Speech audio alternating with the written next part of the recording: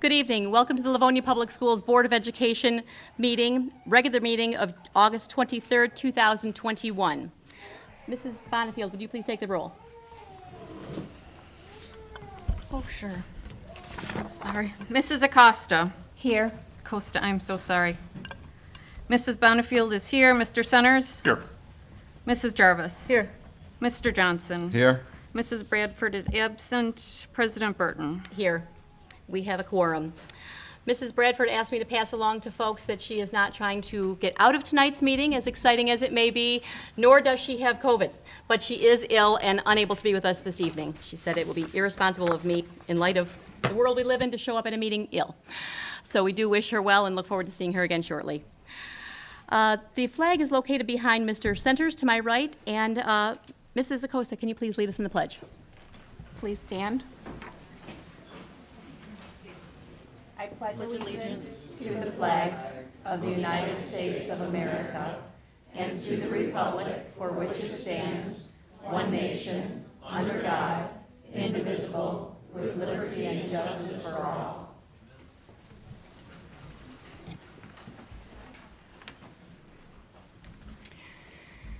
Good evening, folks. Welcome to our meeting this evening. We have a very full agenda this evening. If you are present with us and you'd like to have a paper copy of the agenda, it can be found to my left near the doorway on the table. If you are at home and you'd like to follow along with an agenda, you can find it on our website. That is at livoniapublicschools.org. If you hover over the board tab and drop down to board meeting information, you can find our agenda. That's also the area of our website where you can find any of our previous meetings that are recorded and left for folks to go back and watch at their leisure. This evening's meeting is what we call a regular meeting, or what some folks refer to as a voting meeting. Generally, you may or may not see the level of discussion about items that you might expect. Please understand that that is not because we don't take any of these items lightly, but rather that we have discussed these items at typically at least 2, if not more, meetings before they come to us this evening. So we basically have talked on most items. We've talked out just about everything that we can think of, and it's ready for a vote, so it comes to this evening's meeting for that. Some items will have longer discussion this evening, but for those that have shorter discussion, just so you understand, that's why. We do insist on respect at our meetings. In with our climate and culture with our students, we certainly teach our students to respect one another. So we expect that respect to go between students, between adults, and between adults and students. This Board of Education takes that very, very seriously. You will see this board, we are committed to modeling respect amongst one another and to everybody who is present this evening, and we ask that everybody return that respect to everybody else who is present this evening. We will have, I anticipate, a healthy exchange of ideas and concepts. We may agree with one another, we may disagree with one another, but I'm very, very proud of Livonia Public Schools, especially in the climate that we're in over these last few months and what we see of other school board meetings around our communities and even across the nation. I am so proud of Livonia Public Schools that we may agree, we may disagree, we may do it fervently, but we do it respectfully. And I commend our community, and I am looking forward to this evening that will continue. The next item on our agenda this evening is item 3, communications, and item 3A is our district update from the superintendent. And I will turn it over to Mrs. Andrea Oquist at this time. Thank you so much, President Burton. So as we do each month, we share district updates and highlights, and so today is no exception to that. You may recall that last meeting, we had the pleasure of bringing to you recommendations for a number of administrative positions. We did have one of our team who was not able to be here, and so I'd like to ask Mrs. Keats to reintroduce Dr. Katie Dodge, and then we would like to bring Dr. Dodge up to celebrate in her new role and share a little bit about her prior to my sharing the district update. Good evening. Good evening. I'm so lucky I get to do this twice for my dear friend Katie Dodge. So Katie, if you recall, I shared that she has a long-standing history in LPS. She started here in 2nd grade and is a graduate of Churchill High School. She earned her bachelor's and master's both from Madonna and her PhD in higher ed from the University of Toledo. She also holds a special education admin certificate from Grand Valley. She has a background in both gen ed and special ed and has taught both. She was a TC with Student Services, and most recently, she has been a Student Services Coordinator for the last 5 years. Last year, she was deep in our COVID mitigation and helped a lot with contact tracing as well. All who know Katie adore Katie. Katie is, her energy is contagious, and her love for the little students is also contagious. You will be wowed by the things that she will do at Jackson. She is already dressed for the part this evening. So we're so excited to see what she does with our youngest learners, and I'm so excited to bring forth Katie this evening.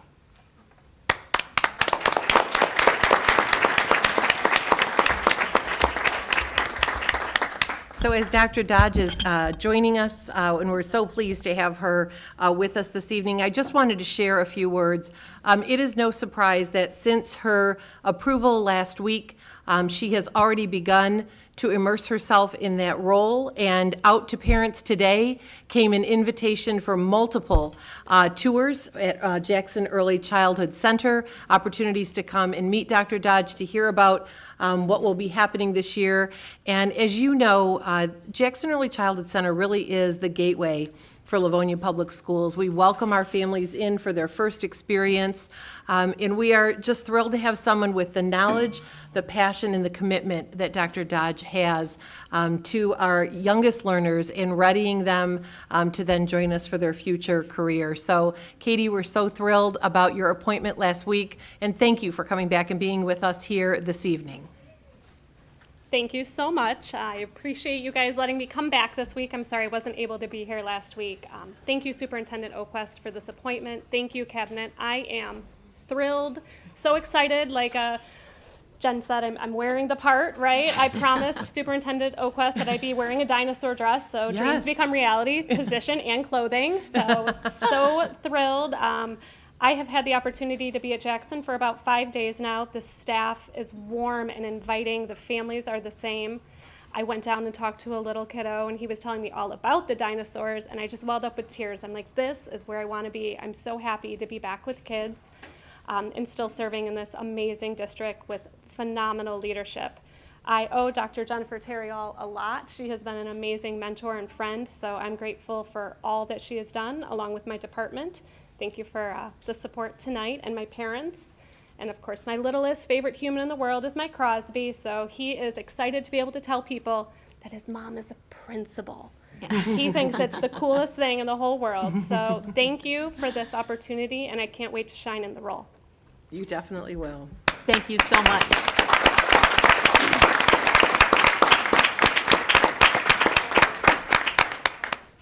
Thank you, Mrs. Keats.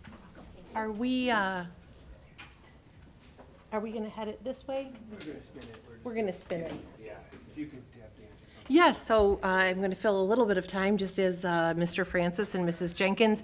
So normally, if you've not joined us before for one of our board meetings, what I have the pleasure of doing each month is highlighting some points of pride across our district. And so really, this evening, I wanted to focus on the opening of Niji Iro Elementary. They began about a week and a half ago. Share with you some of the new team members we have added to our administrative team. And then, as promised, some highlights from learning in L-Town and our summer camp and family fun Friday. So in just a moment, that will come up, and here we are. That was excellent timing, Mr. Francis. So here we go. And you're advancing, Mrs. Jenkins?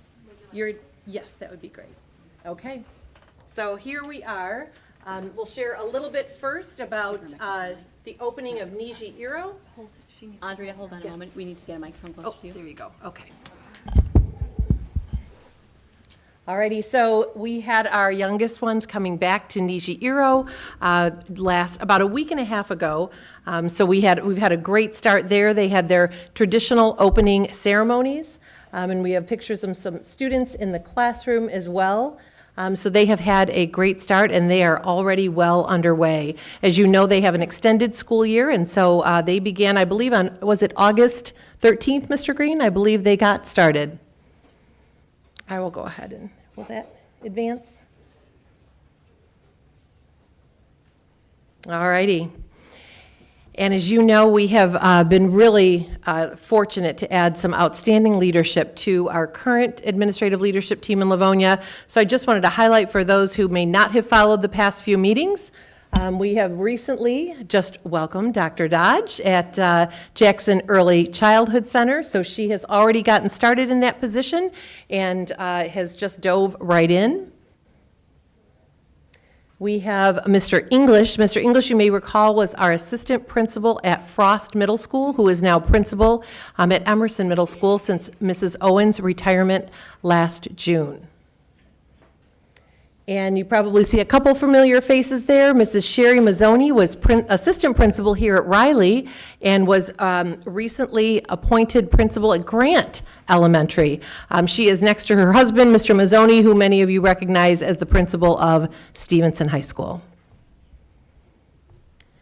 And you see Mrs. Oquist accompanied in a lot of these pictures because they are taken at the board meeting. But here is Mr. Traub. Mr. Traub is the proud principal of Johnson Upper Elementary School.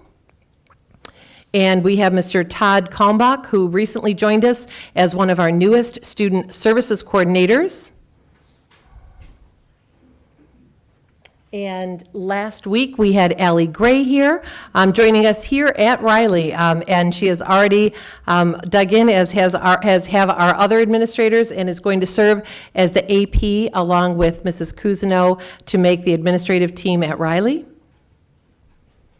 And you see Mrs. Pearson. Mrs. Pearson is a very familiar face in Livonia Public Schools, was previously a coordinator in the Academic Services Department and is now joining Mr. Traub as his partner at Johnson. And I thank Mr. Green for helping welcome her to that role. And we have our two newest media technology coordinators, Mrs. Bowling and Mr. Casada, who have already been asked to dive in and begin touring media centers with us and already preparing for distribution of technology for this fall and preparing to begin work on our bond. So again, just welcome to each of those leaders. I feel like I'm a bit in the way of the screen and here. Can you see okay? All right. So as you know, we had Learning in L-Town this summer, and I think we've shared we have serviced almost 4,000 students. We had traditional summer school at the high school. We had credit recovery. We also had Family Fun Fridays, and we had summer camps, 3 different summer camps at Cooper, Frost, and Holmes for grades 2 through 8. And then we had K-1 camps at every single one of our lower elementary schools. And I'm going to just have us enjoy as Mrs. Jenkins flips through some wonderful pictures. I have to tell you, they just really dug into project-based learning, focused on STEM and robotics and problem solving, and had a truly tremendous time. And I want to just give a shout out to our Chief Academic Officer, Mrs. O'Brien, who worked tirelessly to bring all of this programming together. We have never done anything on this scale to service that many students in these different programs. But I'd also like to just give a huge shout out to our principals and leaders who helped coordinate each of these separate programs, whether that was tutoring or book clubs or Family Fun Fridays, and then the over 200 staff who worked in these camps. So we are so appreciative that our families took advantage of them. And I have to tell you, as I've talked with families throughout the summer, one thing I've heard over and over again is, I hope you do something of this nature next year. So maybe not on the same scale, but at least offer some of these. So I'll sit back while Mrs. Jenkins shares some summer day camp fun with us.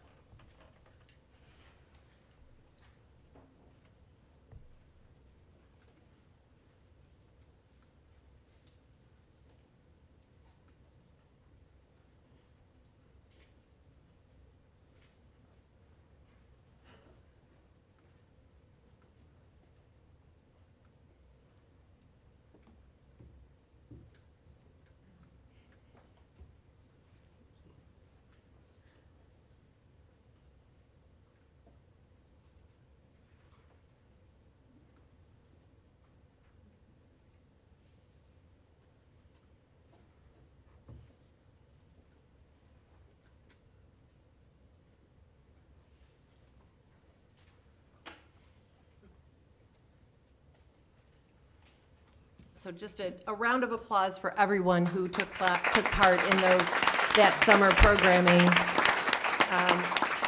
although for many of them, we had either dozens and dozens of spots, or in some cases, hundreds of spots. Those would generally go out on Tuesday at about 5 o'clock, and about 5:30, those sign-up geniuses were flying and very full. But we were thrilled to see that kind of participation. And now we just want to share with you a little bit about this time of year. One of the things that we are engaged in is professional learning. Learning never stops for the adults, and as you can imagine, throughout the summer, that is a prime time for our teachers, our paraprofessionals. Our bus drivers were together today. Mr. Francis and I had a great opportunity to go over and meet with them as they're preparing and doing their professional learning for this year.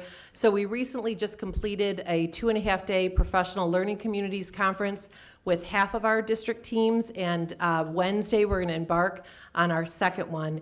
And these professional development opportunities, both in our PLC, and then the next picture is of our administrative leadership team, is really focused on our 4 district priorities of focusing on student achievement, our climate and culture, fiscal responsibility, and it really enhancing employee capacity. So we take advantage of these opportunities, and we are also preparing next week to welcome back our staff, and we kick off with both building-based professional development and district-based PD. So there's a lot that goes on behind the scenes, and just really giving a shout out to each one of our individuals throughout the summer who participate in that professional learning and growth.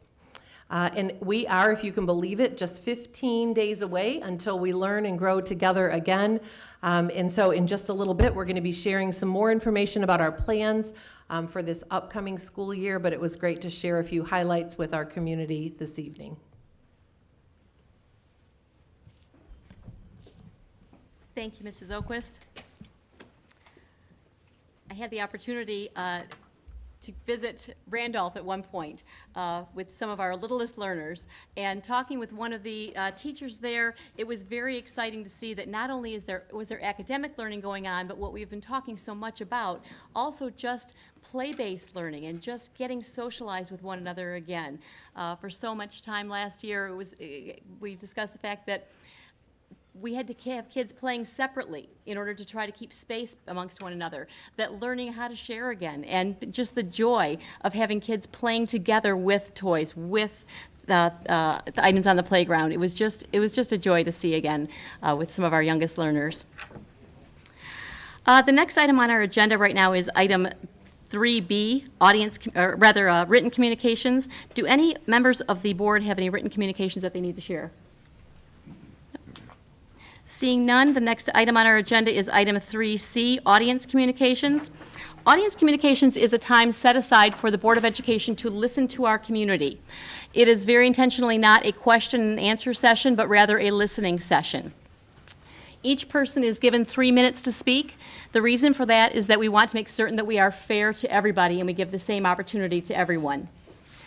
We will have someone timing in 3 minutes on their phone, so if you are speaking and you hear a tone going off, you'll know that it's time for you to wrap up your comments. We have found that's just a little bit more polite way rather than interrupting a speaker.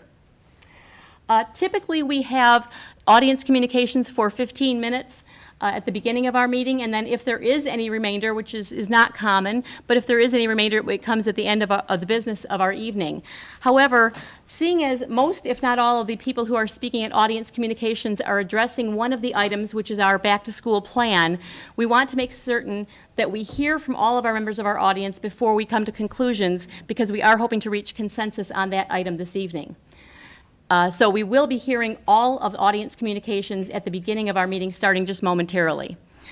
Just as a matter of clarification, the board does not take an official vote on the item of the daily mitigation measures, because those are daily operational issues, and those are up to our superintendent and administrative team. However, an issue of this magnitude that affects so much of the district, we will be coming to consensus.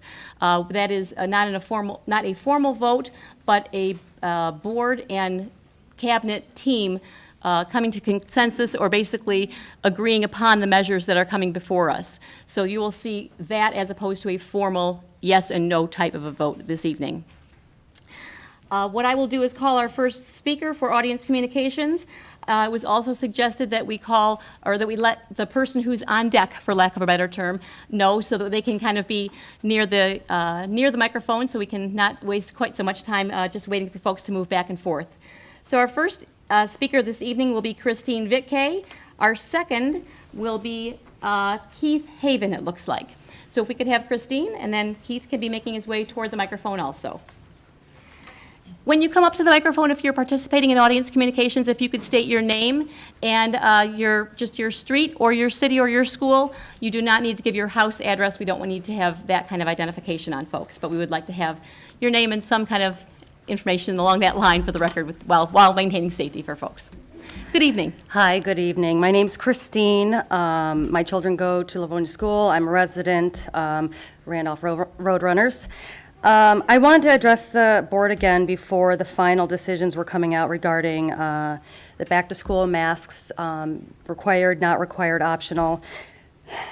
With Mrs. Bonifield not being here, I'm assuming that everyone's going to have consensus for including. I'm sorry, it's just a point of clarification. Mrs. Bonifield is here. It's Mrs. Bradford who's absent this evening. Bradford. That's okay. Apologies, thank you.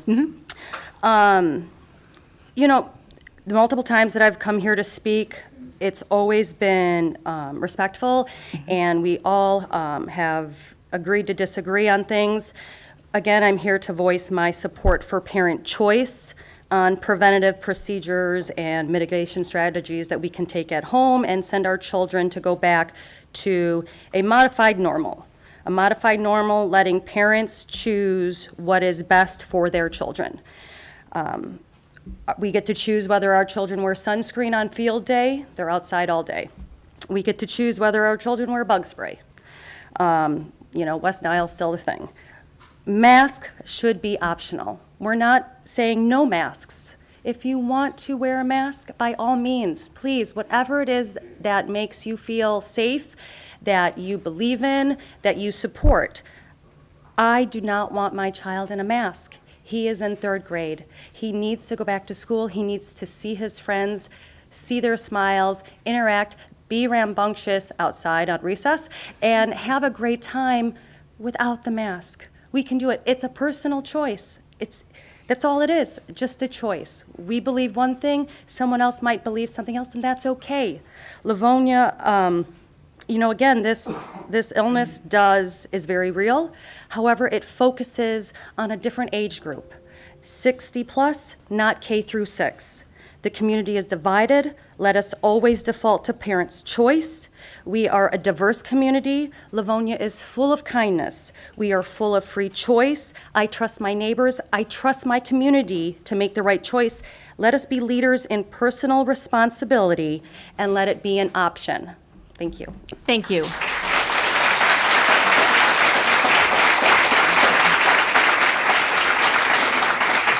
Our next speaker will be Kevin Haven, and on deck will be Janet Vendramini. And I apologize in advance if I mispronounce anyone's name this evening. Good evening. Thank you very much for the opportunity to talk to you, and I apologize for my terrible handwriting. Not a problem. Welcome. So, thank you very much. I appreciate it. Dr. Fauci has been an infectious disease expert for more than 50 years, and I think we all know who that guy is. In a series of emails in early 2020, Mr. Fauci was quoted as saying that the coronavirus, quote, isn't something that the American public needs to worry about. Also quoting, it is a very, very low risk to the United States. It isn't something that the American public needs to worry about or be frightened about. Also quoting, in the United States, there's absolutely no reason whatsoever to wear a mask. If you look at the masks that you buy in a drugstore, the leakage around that doesn't really do much to protect you. Fauci also discouraged people from worrying about the coronavirus, saying the danger was just minuscule. Now, science has evolved, our understanding has evolved, granted.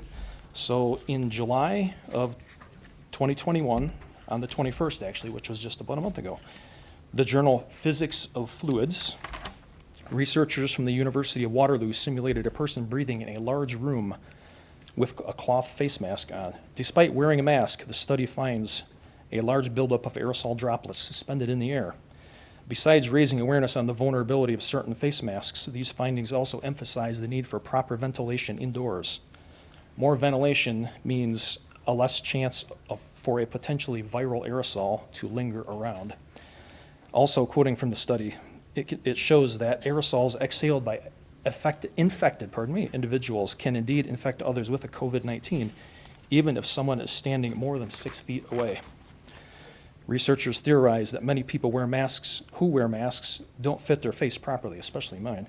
As a result, many cloth and surgical masks only filter about 10% of exhaled aerosols. The rest can make their way past the mask, through the top, and spread to the surrounding environment. So, talking about the CDC's own survival rates. Tough to talk about, but ages 0 to 19, 99.997%. Or if I know how to do my math right, 0.00003 mortality rate. Our children are statistically more likely to die, or I shouldn't say that word, perish in a car accident or crossing the street or, heaven forbid, riding a bicycle. What precautions are we taking to protect our students who have to walk or be driven to school? The risks are the same, we have to admit. And I guess just to close it out, we are praying for all of you to make the right decision. Thank you. Thank you.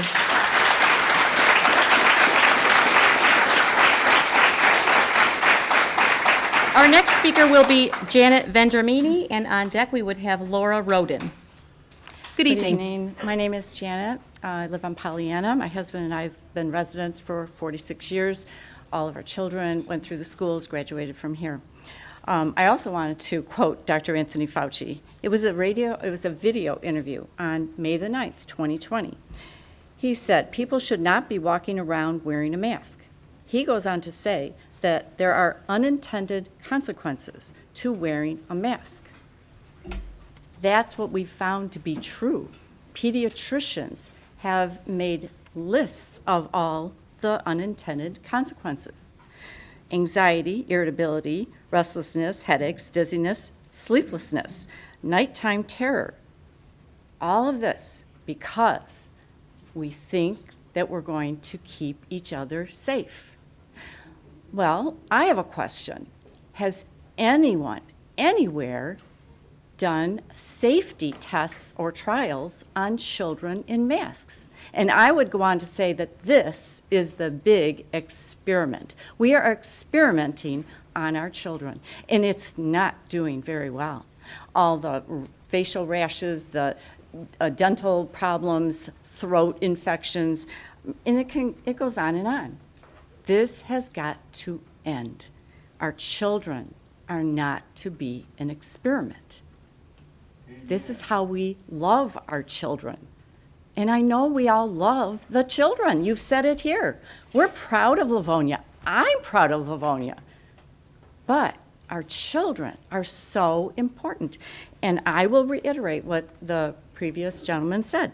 99.999% of children will survive the virus. It's survivable.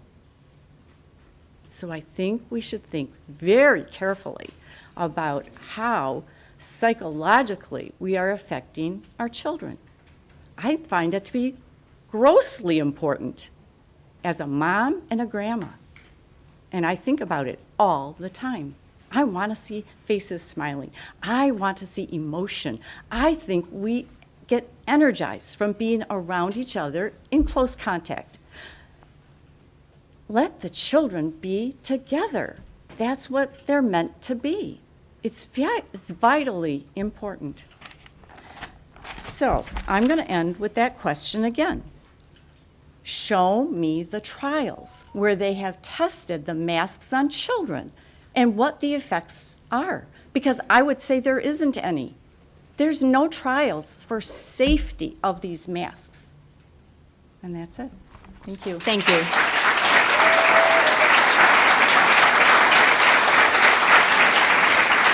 Our next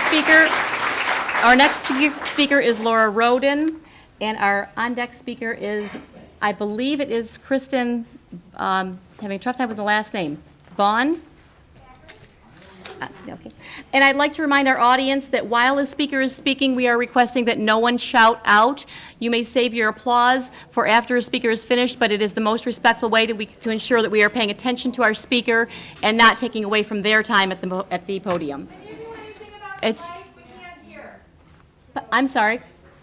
They can't hear the mic. Can it be turned up? I believe it's Okay. on. If you could speak a little bit closer to it, if you're within about 6 inches of the microphone, it should work well for you. Okay. Can you tip it up? There Is you that go. better? Okay, good. Can our folks in the back hear? Thank you. Hi, my name is Laura Rhoden. I have 2 boys in LPS, one at Franklin and one at Frost. And I'm also a pulmonary nurse practitioner. I work in critical care and pulmonary medicine at the University of Michigan. And I've been a nurse for 20 years and advanced practice provider for the last 8 years. And I'm part of the COVID response at Michigan Medicine. And I've taken care of countless people who have both died from COVID disease and people who are critically injured with kidney disease, brain disease, and lung disease, needing lung transplants even eventually. I've also taken care of several pregnant women who were forced to deliver their children early as a result of severe COVID disease, and one ended up needing a lung transplant. This disease is very serious, it's very real, and the Delta variant is seeming to be more virulent and easier passed even to the vaccinated.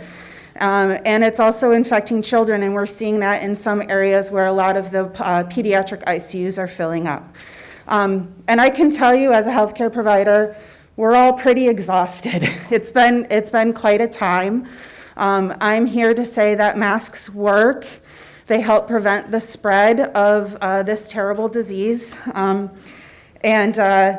it's not really a personal choice at this point. It's a community choice.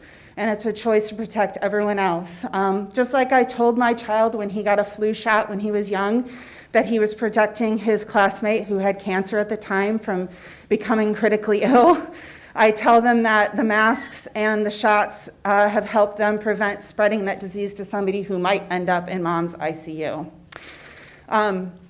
Universal masking is important. It's important to our community. It's important to our children, for sure, but yeah, most of them will be fine, but not everybody is.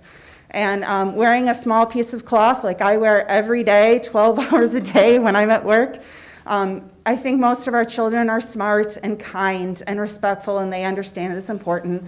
Our teachers are kind and respectful and give kids the time to have masks break and that. And honestly, I really want my kids to stay in school. They've had a tough year too. And I don't want you guys to have to shut down school because it's bad in Livonia again. I don't want to do any more Zoom meetings or Google Classroom. I just want my kids in school.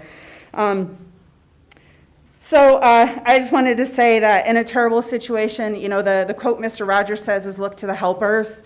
And we have to look to the experts and the helpers. The American Academy of Pediatrics, including the Michigan chapter of 1,500 pediatricians in Michigan, are recommending a universal masking in our schools for our children. My children are vaccinated. They'll still wear a mask. They're a little concerned that they're going to be bullied if they do. But they're good kids, and they'll do it anyway. Michigan Medicine sports universal masking, and you have to wear it when you come to my hospital. Beaumont, Henry Ford, all of your local hospitals support universal masking for children in schools specifically.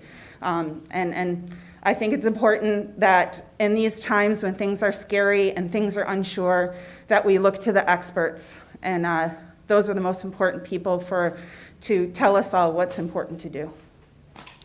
Thank you. Thank you.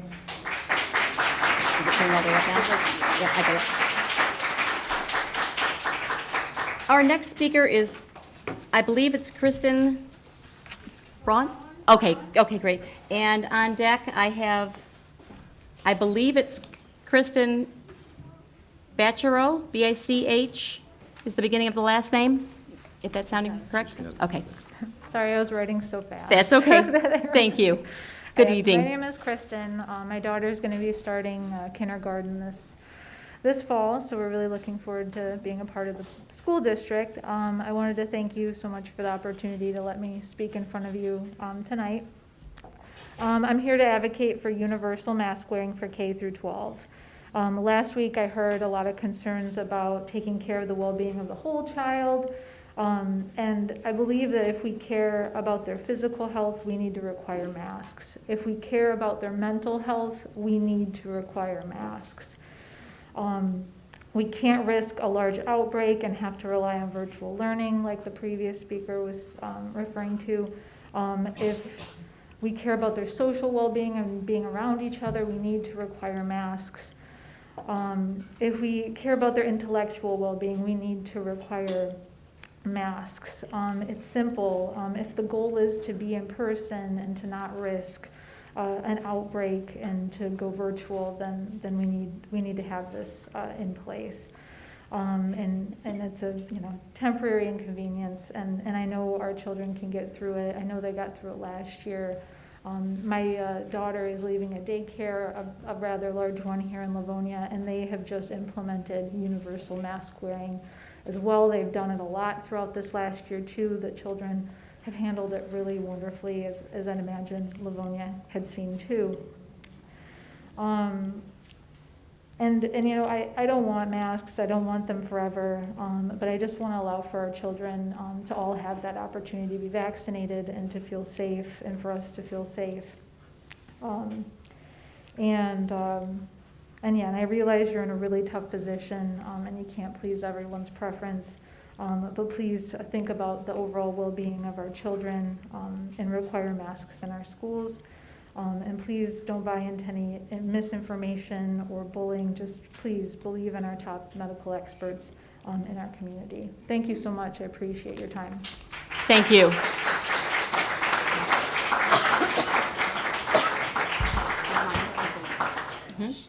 I will. Yep. Our next speaker will be Kristin Backer. Okay, and on deck we have Cathy Sante. And if everyone could remember to speak pretty closely to the microphone, that would be helpful for everyone. Thank you. Wow, okay.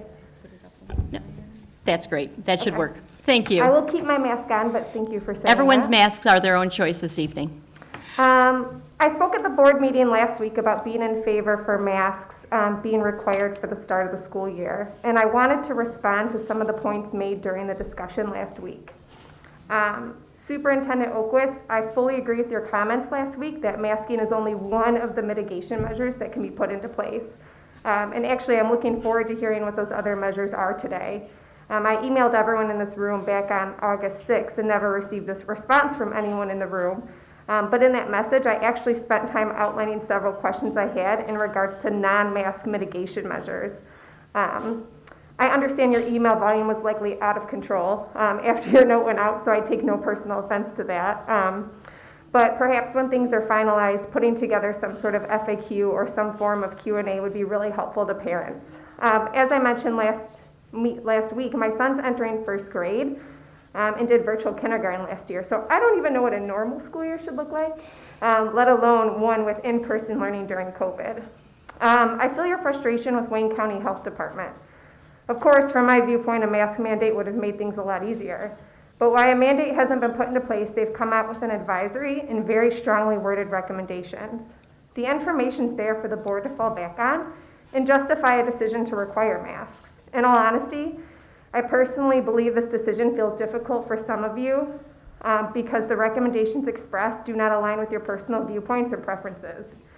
To those of you who are already discussing an exit strategy for the mask mandate, I also want to remind you that we didn't even implement one. So no one in this room right now wants their children wearing masks indefinitely. However, I think we and the rest of the country have learned what happens when you start to pull back too soon. I know last week doubt was expressed with a vaccine coming from children under 12, so I just wanted to state it's been widely publicized that data will be coming for that in September, and we hope to have approval early this fall for 5 to 11. Lastly, I know the board and other administrators are looking at the COVID cases in Livonia, but I urge you to hold the same level of interest in the county. As another parent mentioned last week, we aren't all staying in Livonia.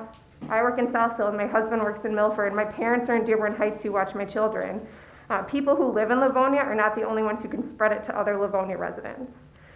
In regards to masks on children, I think we see what the future looks like when masks aren't required. There's plenty of other states and counties we can look at to see what happens.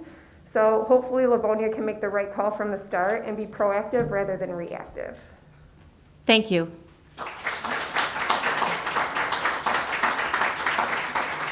Our next speaker is Cathy Sante, and on deck I have, it looks like Emily Steffens. Good evening. Good evening. Hello, my name is Cathy Sante. I'm a Livonia resident, and I'm here today in a threefold capacity: as a parent of a 12-year-old LPS student, as a wife of an LPS teacher, and I myself am a 5th grade teacher for LPS. I want to express my concern over the lack of a mask mandate for all Livonia Public Schools students, grades K through 12, for the start of the upcoming school year. Like everyone, I was hoping for that the start of the school year would be more normal. However, COVID and the new Delta variant have changed the situation. Science has proven that even those that are fully vaccinated not only can contract the new Delta variant, but can also transmit it to others, often without showing any symptoms. As a parent of a 12-year-old that is fully vaccinated and starting middle school this fall, I am concerned that the district is considering the idea that everyone that is 12 and older does not have to wear a mask and that it'll be optional. How is this safe for not only the students, but for the teachers and staff that work with these students? The Delta variant doesn't know the difference between the vaccinated and unvaccinated. Currently, I'm not comfortable sending my son to school without a mask, and unfortunately, I also have the concern that if he does wear a mask, that he might be ridiculed for it, especially knowing how cruel some kids can be at the middle school level. Another more pressing concern that I have is I don't know exactly how many students at my son's school have been vaccinated. We are assuming quite a bit that just because a student is 12 and older, that he or she is vaccinated. Children of all ages, especially preteens and teens, are not exempt from transmitting and catching the Delta variant. I know that some parents might argue that they should have the freedom to choose whether or not their children should have to wear a mask, but this isn't about freedom, this is about safety. As an LPS teacher starting my 24th year with the I'm sorry, district- excuse me, Mrs. Sante. I must insist that we have quiet while we have a speaker. Every single person who wishes to be heard in this room will be heard and will be given the same respect. But I must insist that we not have chatter or other background noise while we have a speaker speaking. Thank you very much for respecting one another. You may continue, Mrs. Sante. Thank you. As an LPS teacher starting my 24th year with the district, I know that our number one concern is student safety. From what I experienced last year in the front lines, I can confidently say that the students were completely fine wearing masks. Let me repeat that statement one more time. The students were completely fine wearing their masks. Yes, it was uncomfortable at times, especially when it was hot, but I can assure parents that the students were fine and were not harmed by wearing masks. If anything, I found that there were some health benefits to wearing masks in the classroom. I found that I barely had any students who were absent due to the flu, strep throat, or other illnesses last school year while wearing the masks. I want to be in person for the entire school year without having to go remote due to the outbreaks that may occur if students and teachers are not properly protected this upcoming year. Remote learning is not ideal for anyone. Even worse, I would hate to see any of my 5th grade students or others that are not vaccinated having to quarantine due to an exposure. Unfortunately, despite our best efforts, students who have to quarantine do not receive the same level of instruction as those who are in the classroom, which impacts their learning. As I watch what is happening in the world right now, I'm sad to see that something as simple as wearing a mask, which is for the common good and safety of all, has become so political. Wearing a mask is not child abuse and should not be about having a choice. It is for the safety and protection of everyone. I hope that the school board considers the safety of all the students and the teachers by mandating masks for the start of the 2021-22 school year, regardless of vaccination status for all students. It is better Mrs. Sante, you'll need to wrap up your comments. Yes, I am. It is better to be proactive and act on the side of caution than to be reactive after the fact. My son, my husband, my fellow LPS teachers and other staff members, all LPS students and myself deserve to be safe when we step foot into any one of our schools. Thank you. Thank you. Our next speaker is Emily Steffens, and after that we have Lynn Mills. Hi. Hello, good evening. Good evening. Does that work? Yes, that's better. Thank you. I've never done one of these as a parent, only as a teacher, so this is a weird feeling right now. My child does not attend Livonia Public Schools. We live in Livonia. I'm what's called an OG homeschooler. We've been homeschooling since before COVID, and I just wanted to offer a different perspective. Everything seems to be pro-mask or anti-mask. You're either for masks or you're against masks. And from my perspective, what I see is it's not about masks. Everything that has been said, I can refute with different scientific articles and different background information. It's about control. You've got the people that are looked at as being anti-mask. They're not anti-mask. They want to control their kids' health, their kids' safety. They want to be able to make that choice for themselves. You've got the other group that is pro-mask. They want their kids to wear masks, which is fantastic and wonderful, and I think that they should if they want, but they don't stop there. They want everybody else's kids to wear masks as well. They want every other family member to put masks on as well. If we know that kids don't have major issues with COVID, then if it's a concern with teachers getting COVID, then that's something for the teachers to decide. I had to quit my job because I couldn't wear a mask. It was causing migraines and blood pressure issues. So I left. I didn't require any other accommodations. I just left because it wasn't going to work for me anymore. I know that's a big decision for people to make, but it's not about masks, it's about control. And it frustrates me when we're subjected to scare tactics and statistics and horrible stories about things happening. I had COVID, I understand it, and I still think that people should be able to choose if they want to wear a mask or not. It doesn't concern me that if somebody's not wearing it, and it's not because I had antibodies. I had COVID in February 2020, before anybody knew about COVID. It was just a really bad flu that I had. Come to find out it was COVID.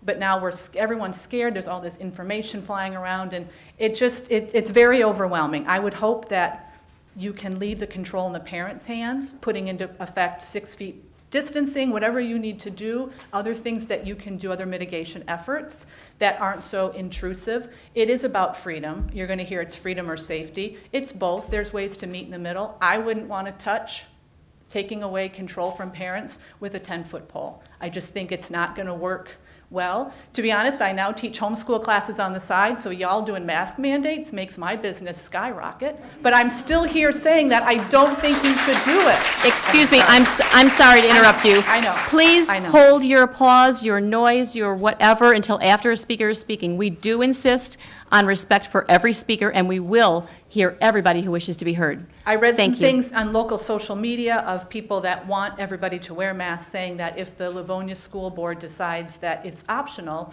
that what you're saying is that COVID doesn't exist. And that's not true. It 100% exists. It 100% affects some people horribly. It does cause death. It does cause long-haul symptoms. It completely does. But you take the science out of it, which I know is asking a lot, and you just keep it back to control. And who's going to get the control? You've heard a lot about how until people are vaccinated. I'll bet you $1 million right now you're still going to have people wanting masks on if they get vaccinated. The last thing I'll say is to Mr. Centers, I'm not usually snarky, but you should wear your mask all the time, because when you came in, you didn't have it on, and then you put it on when the meeting started. As you-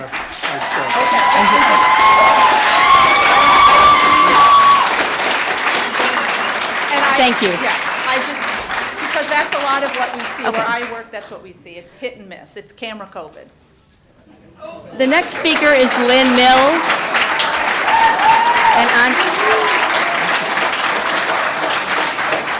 Our next speaker is Lynn Mills, and on deck I have Jennifer Potoski. Oh, I just did want to clarify that I was wearing a mask, but the strap broke when I walked in, so Mr. Green was kind enough to provide me with another one. Thank you. Thank you, Mr. Centers. Good evening, Ms. Mills. Hi, thank you for hearing me. You're very welcome. I'm Welcome. homeschooling mother, put some children into Livonia Public Schools. I'm a class of, Churchill graduate, and public school, Catholic school.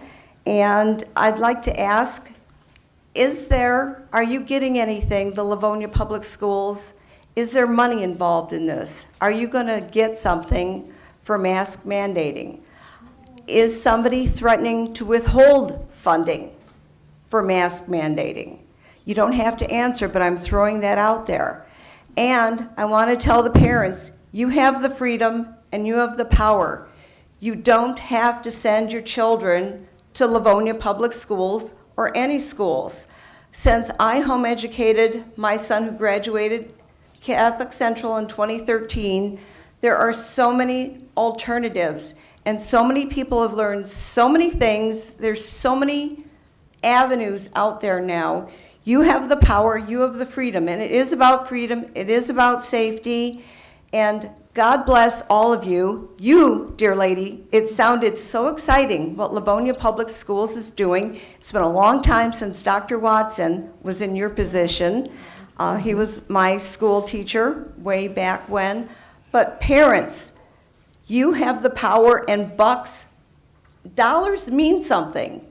And you can walk away, and you don't have to be forced to put masks on your children.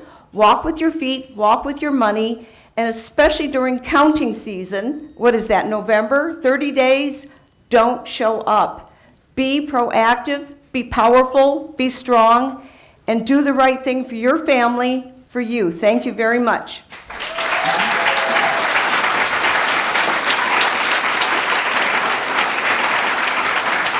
As a matter of clarification, there is no dollars associated with masking or not masking. That is just a point of clarification. We are now going to hear from Jennifer Potoski, and looks like I have Lynn Mills. Mrs. Mills, you just spoke, correct? Yes. Okay, I'm sorry, I had two there. And then our next speaker on deck will be Reyna. Jennifer, good evening. Can you hear me? Yes, so I'm Jenny Potoski. I live on Minton Street in Livonia, Michigan. And I just want to say thank you, all of you, for being here. This is a hard job, and I appreciate your time and your energy. My son is going into his 12th year at Franklin. I work for the city of Ann Arbor, and my husband works for Blue Cross and Blue Shield. And so back in March, we all became virtual, 100% virtual. And my son really suffered that whole year. We kept him home because we wanted to be safe. And he lost friendships, his mental health declined, and he actually feels like really behind. And I don't want to see that happen again. I want him to be able to come to school and for him to be safe. And the way that that can happen is all the mitigation measures that I'm sure you're going to communicate, which are wonderful, and thank you. And then also the mask mandate. It's a pretty simple thing. I have a mask on now. If you're required to come back to a city of Ann Arbor because you're essential staff, you're required to wear a mask as well. Janae Caldoun said we need to wear a mask. She'd like to see it in all the schools and all internal gatherings. So, thank you. Thank you. Our next speaker will be Reyna, and on deck I have Laura Edney. Good evening. Good evening. Reyna Ventramini, live in Livonia. Again, about the masks. It doesn't matter who says that we need masks. It doesn't matter who says that we need to do this to keep someone safe. It doesn't matter what they say because they have no facts. The CDC doesn't have those facts. MDHHS does not have those facts. The only study that was done on children that I'm aware of was done in Germany, and they found that 68% of children did indeed report negative effects, starting with headaches, anxiety, increased dental caries, increased amounts of strep throat, so on and so on. When it comes to COVID, though, children, especially our youngest, are the least affected by COVID-19, nor are they transmitters of the disease. I have not heard of one single case of a child transmitting COVID to a teacher in a classroom. Not in our country, not around the world. And if there was one, I'm sure we would have all heard it. I checked on Michigan's, I think it's michigan.gov, or is it michigan.org? Anyways, I looked up on August 20th, how many pediatric hospitalizations, confirmed COVID, do we have in our state? Ready? 8 in the entire state of Michigan on August 20th. 3 in Wayne County. 3. That's the most populous county, over 2.2 million people.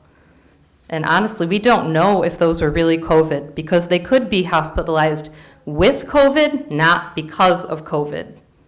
They don't make that distinction. How about the flu? In the 2018 to 2019 flu season, not the entire year, more than 480 children died, perished from the flu. But we have about 322 pediatric deaths from COVID in the past entire year and a half. The flu is much more deadly for children than COVID. Why did no one suggest masking them back then or now for the flu? What's going on? Speaking of masks, I talked last week about Stephen Petty, industrial hygienist, mask expert. He says if your mask has a 3% leakage around the edge, just like all of these medical masks do, or any of the cloth masks, the efficacy rate goes down to 0 because this is transmitted via aerosols. I have a lot more to say, but if you're talking about using science, you need to follow what the real experts are saying and have studied. And this is about freedom. We can choose, and we can choose to listen to people that we believe have the right facts into our own hearts and consciences. Thank you. Thank you.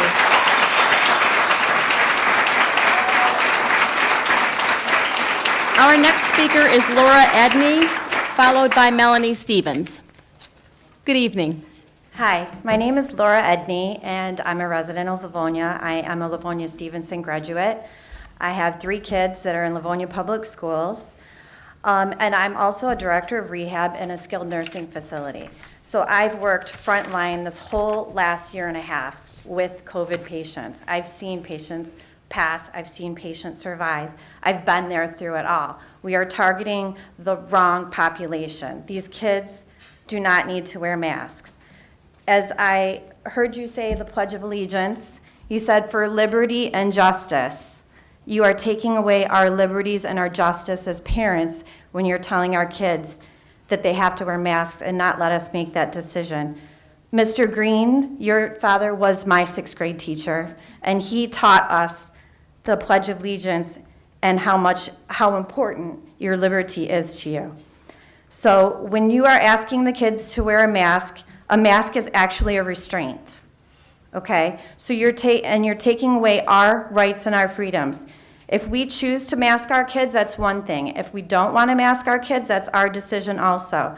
I heard the teacher stand up here and say, it didn't affect any kids. You didn't teach my child. My child would come home and my children were lethargic. They had headaches. They didn't feel good. I was forced to have my children play sports with masks on when it was 90 degrees last summer, outside with a mask on, coming home feeling like they're gonna pass out. It's not healthy for them. I had to put kids through strenuous testing to play lacrosse this spring so that they could. Not one kid ever tested positive. Not one kid. Wearing a mask dulls kids' senses. Have you ever noticed when you wear a mask, all of a sudden you can't hear other people? And it's not always because their mouth is covered. It dulls your senses. So we're expecting these children to sit in the classroom and listen and pay attention and be able to absorb information when they have a mask covering their face. It also causes increased agitation. And as I mentioned earlier, lethargy.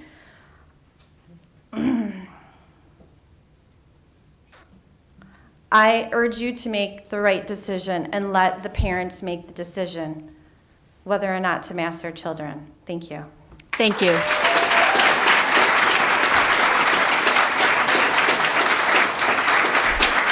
Our next speaker will be Melanie Stevens, and Ms. Stevens will be followed by Smita Joshi. Good evening. Good evening. Thank you for your time. You're welcome. I have 2 children who graduated from Livonia at Stevenson, and I have 2 children who are currently enrolled at Hoover. I have an associate's in science, I have a bachelor in science, and I have a master in education. I teach in Lincoln Park Public Schools downriver, and I am so excited that they are making masks optional. I was also so excited when I saw that Livonia Public Schools was making masks optional for their summer program, and then on August 2nd, I believe, when they introduced the plan for the fall, that masks would be optional as well. I was saddened to hear that last week they might be flip-flopping. I'm saddened because as a parent, I believe that my decision is what's best for my children. I believe if I decide to mask them, it's up to me. It should not be mandated. As a teacher, it was very, very challenging in the classroom this year. It was challenging to deal with the masks coming off and the germs that would be spreading when they came off, but it was also most challenging to recognize the learning. I could not see or gauge my students' understanding when I could not read their facial expressions, especially the children who wore glasses. Because of the glasses fogging up, they had to wear the masks all the way up here. And it really made it difficult to know and hear and understand them and to gauge that learning. It was also a challenge when I would be up here teaching in the front of the classroom and they would be back and they would call on them and they wanted to share their response. What'd you say? What'd you say? It was so challenging to hear them. I felt like I wasn't effective because they probably thought that I wasn't listening to them. So I ask you, please leave it up to the children, or I'm sorry, the parents, whether they mask their children or not mask their children. It is not my child or anybody else's child's responsibility to worry about the health of another, only the health of themselves and our families. Thank you. Thank you.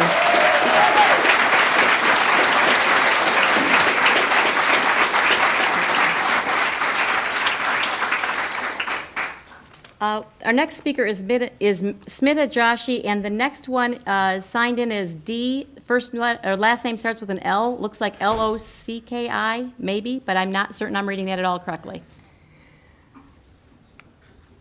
Email address ends in hotmail.com if that helps.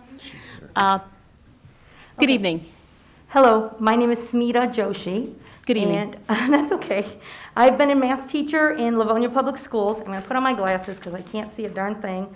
This is lovely getting old. I've been a math teacher in Livonia Public Schools for 21 years. I was at Emerson Middle School for 6 years, and I have been at Churchill High School for 16 years. As a math teacher, I figured I would use numbers to explain my concerns and views, and not the numbers that a lot of you have been putting out. Not numbers on COVID, not numbers on, because I'm telling you, as a mathematician, numbers can be changed. You can get any number that you want to reflect whatever view you have. So I'm going to give you some other numbers. The number 1 is a powerful number. In a race, it means you have won. The number 1 is the beginning of everything. Being number 1 means being the best. But let me tell you what the number 1 means to me. One person not wearing a mask was all it took for my husband to get infected with COVID. 1 month was the amount of time my husband was in the hospital with COVID, struggling to breathe, first on a BiPAP machine, then on a ventilator. One phone call telling me my husband was dead was all it took for my world to change from bad to worse. Now that he is gone, my daughters have lost the one dad that they had. I struggle every day to live and breathe, taking it one day at a time, one moment at a time. Do you know what could have prevented this? One mask. He went up on a trip, and the one lady who did not wear a mask, she had COVID, didn't know it, served food to him, and that's where he caught it. One person, one mask saying, even if I don't worry about myself, even if I'm healthy, I would never endanger others. I find it funny how people argue against a mask mandate, saying it's not God's will, it's my body, my choice. If someone asked me to do something that would possibly save even one person's life in my eyes, that is what God would be proud of. People also say that 99% of people survive COVID. Even if that's true, and it's possible it is true, do you want your kid, your husband, your neighbor, your teacher, your kid's teacher, anyone, your sister, your brother, to be in the 1% that doesn't survive? My husband was in that 1%. You have one body, one choice, and you have one vote. So choose correctly, and let's make the number 1 a priority that will save lives, not lose them. Please vote for a mask mandate to ensure that nobody's family has to experience what my family and I have. Thank you. Thank you.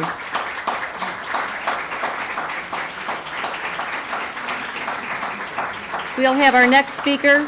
If you could state your name for me, because I'm certain I'm not pronouncing it at all correctly. And on deck, we have David Maloney.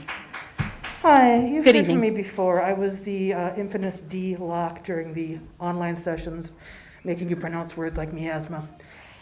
I have a bachelor's degree in biochemistry. I have a master's degree in physician assistant studies. I'm one of the dinosaurs here that went to Livonia Public Schools back in the 70s and 80s. And I'm sad. I moved back to Livonia back in 2000 because I knew I wanted my child to go here. And I have kept to that. And I thought about moving to Novi for a while, and hearing that there's going to be apparently a much larger contingent of people that are against masks, I am concerned. I am concerned. I hear contempt for masks. I hear people wanting to discredit mask use by talking about studies that actually have been retracted. The German study was retracted 2 weeks after it was published. Somebody last week was talking about making sort of fun of people cutting up vacuum bags. I'd like to tell you from a healthcare provider standpoint why people were cutting up vacuum bags. And furnace filters at one point too. And drying out stacks of baby wipes so we would have non-woven fibers, because we ran out of chem wipes, which are a non-woven shop towel for scientific equipment. We needed something. This mask I'm wearing right now, I have an ear loop mask underneath it. There's a filter pocket I can put in here. It is not perfect. Please do not let perfect be the enemy of good. Please. I am heartbroken for the teacher who just came up here and lost her husband.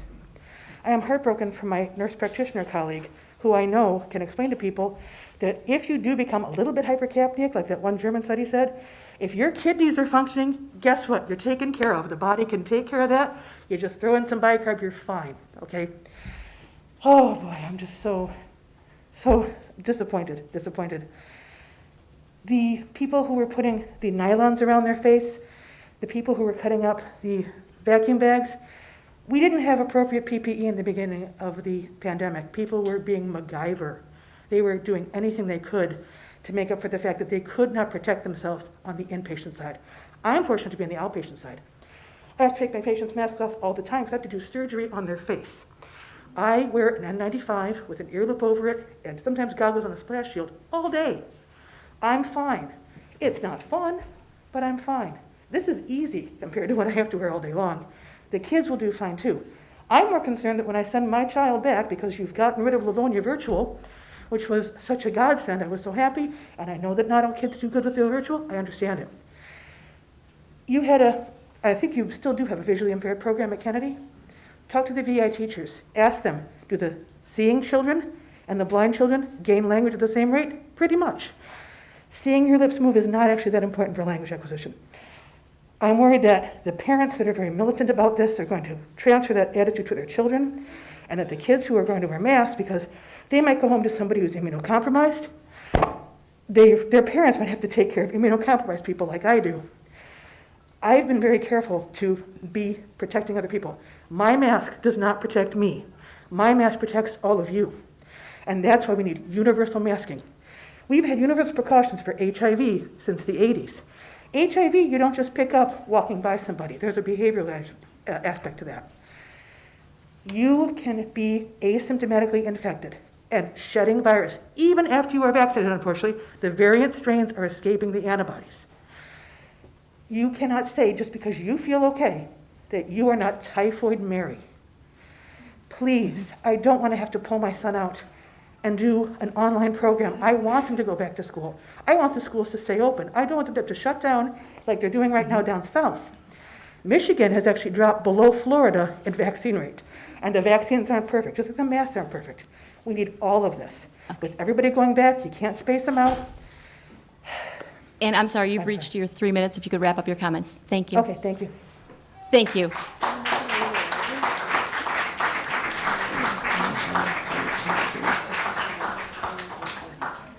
Is that not working right? Mark, can you do time for us? It's not working right. I think I'm gonna have Mark. David do timing Maloney for us. If you could hold on for just a moment, we're having a little technical issue. And David Maloney will be our next speaker, and on deck, I'm going to have Kelly Dobson.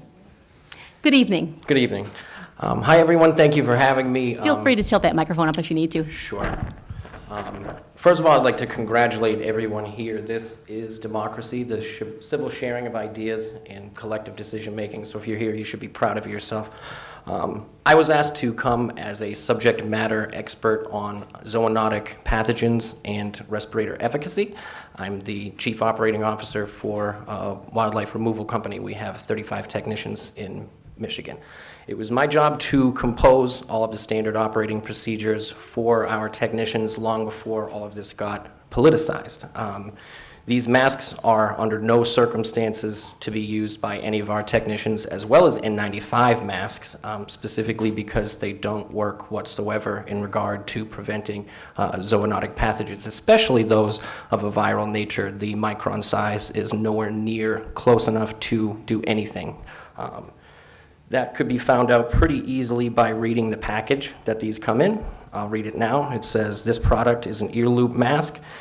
This product is not a respirator and will not provide any protection against COVID-19. That's all I have to say. Thank you.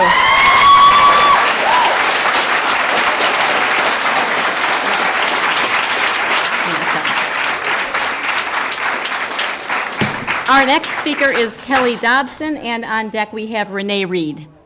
Good evening. Hi, good evening. Feel free to adjust that microphone as you need to. Okay, thank you. Thank you. I have 3 adult children that went through Livonia Public Schools that have gone on to college and great lives. I have a grandson now that's attending Livonia Public. My grandson had a very profound speech delay, and we've been trying to help him overcome that for the last couple years. A recent study found that masks will create challenges for children like my grandson with a speech issue. He did not start talking until he was 4 years old and is working hard to catch up. Last year was horrible for him with his speech and the resulting frustrations with trying to keep up with the class.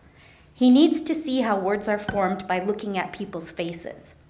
I often tell him to look at my mouth to show him how to form words. In fact, the phrase that we both most often say to one another is, "Look at my face."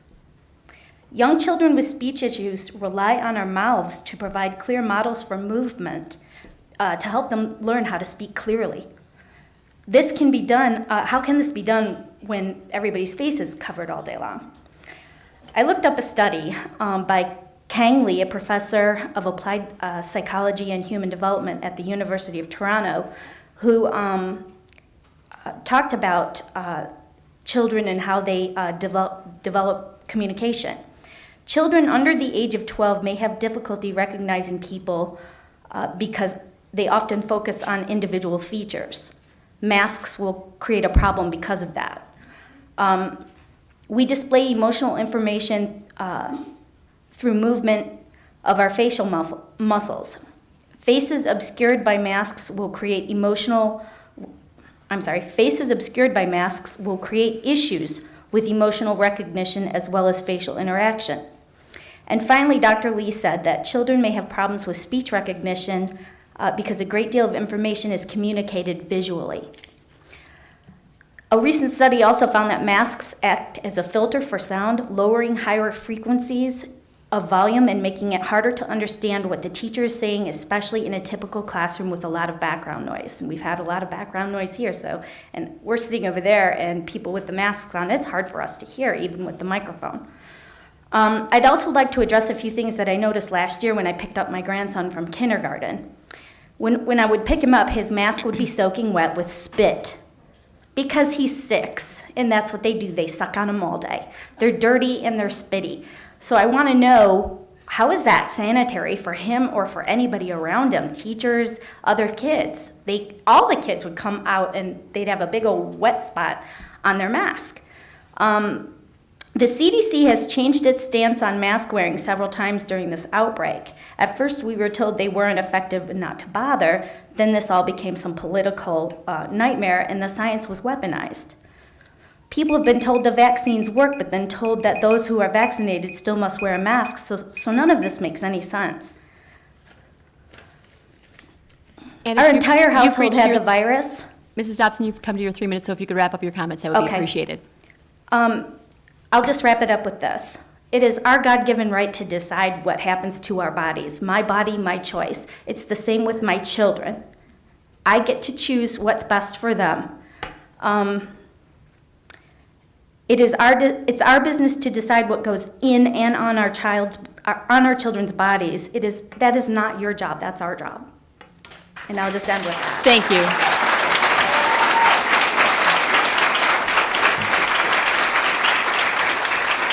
Our next speaker is Renee Reed, and our following will be Chris Reed. If you'd like to switch your order, you may feel free. Good evening. Good evening, thank you. I'm here because I'm concerned with the boards considering mandating masks, when just a couple of weeks ago, it was told that there would be a choice. Since Michigan is no longer under emergency status and there are no mask mandates issued at the state or local levels, health department, or even the Michigan School Board, level, I feel that it is not justified to mandate a mask into rule at this time. Since there is a slight uptick in Livonia in cases, I still don't feel like it is enough to justify masks at this time. And although there are strong recommendations by the Michigan Health Department and CDC, without a state-level mandate, those recommendations should be left up to parents and individuals to consider making their own decisions based on their own conclusions of risk level. In the June 14th board meeting, Mrs. Burton's response to audience communications on the topics of masks and vaccines included this statement as quoted from the meeting minutes. The board respects the right of every individual to have their opinion regarding vaccinations and masks, but in this case, the mask mandate was not the board's decision to make. It was a requirement for schools to follow in order to return to school in person. Well, it's no longer a requirement. Just as mask mandate requirement was not the board's decision last year, the decision to create a mask mandate should also not be this board's decision. I ask that you continue respecting the right of every individual and parent to have their opinion and make the choice that they consider best. Do not create a mandate requirement for masks and leave laws and mandate creations up to our Michigan legislature. Your original decision to leave masking the choice as a choice is the right one that I, my children, and many fully support. I ask you to vote no at this time for mask mandates and focus instead on creating a clear criteria for when masks might be requested for all and when they would no longer be requested. Continue all of the cleaning regime, the hand washing practices, the healthy hygiene practices from last year. Those were definite helping factors. Take the classroom outside for lessons as much as possible. And above all, continue trusting in the partnership with the community. We all want to work towards getting back to normal and stop the developing precedents of an unacceptable new normal. We won't let each other down, and we will all be okay. Thank you.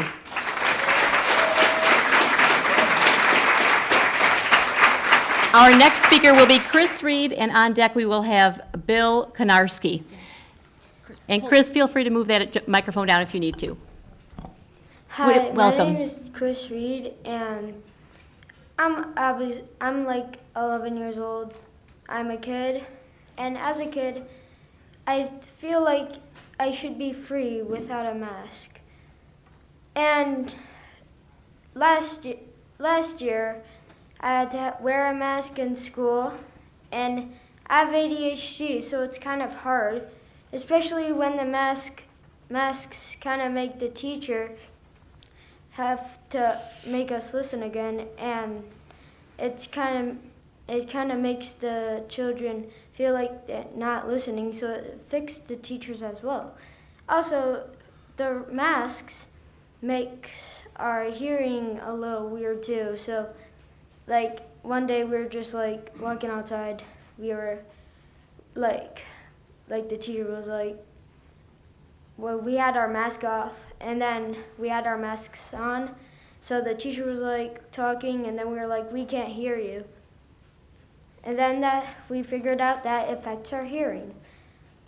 Also, my sister that doesn't have ADHD but still understands because I do, she doesn't feel like that she wants to wear a mask either.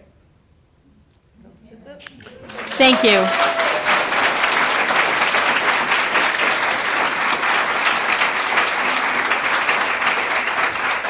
Thank you, Chris. It's hard for a lot of adults to speak. Chris, you did a nice job. It's even harder when you're a kid. Our next speaker will be Bill Konarski, and on deck I have Nick Palazzo. I'm sorry, Palazzolo. Is Bill Konarski here with us this evening? I don't believe he's here any longer. Can you mark that as such? Thank you. Our next speaker will be Nick Palazzolo, and let's see here. Okay. Our next speaker will be Jeff Everett, followed by Renee Warren. Mr. Everett?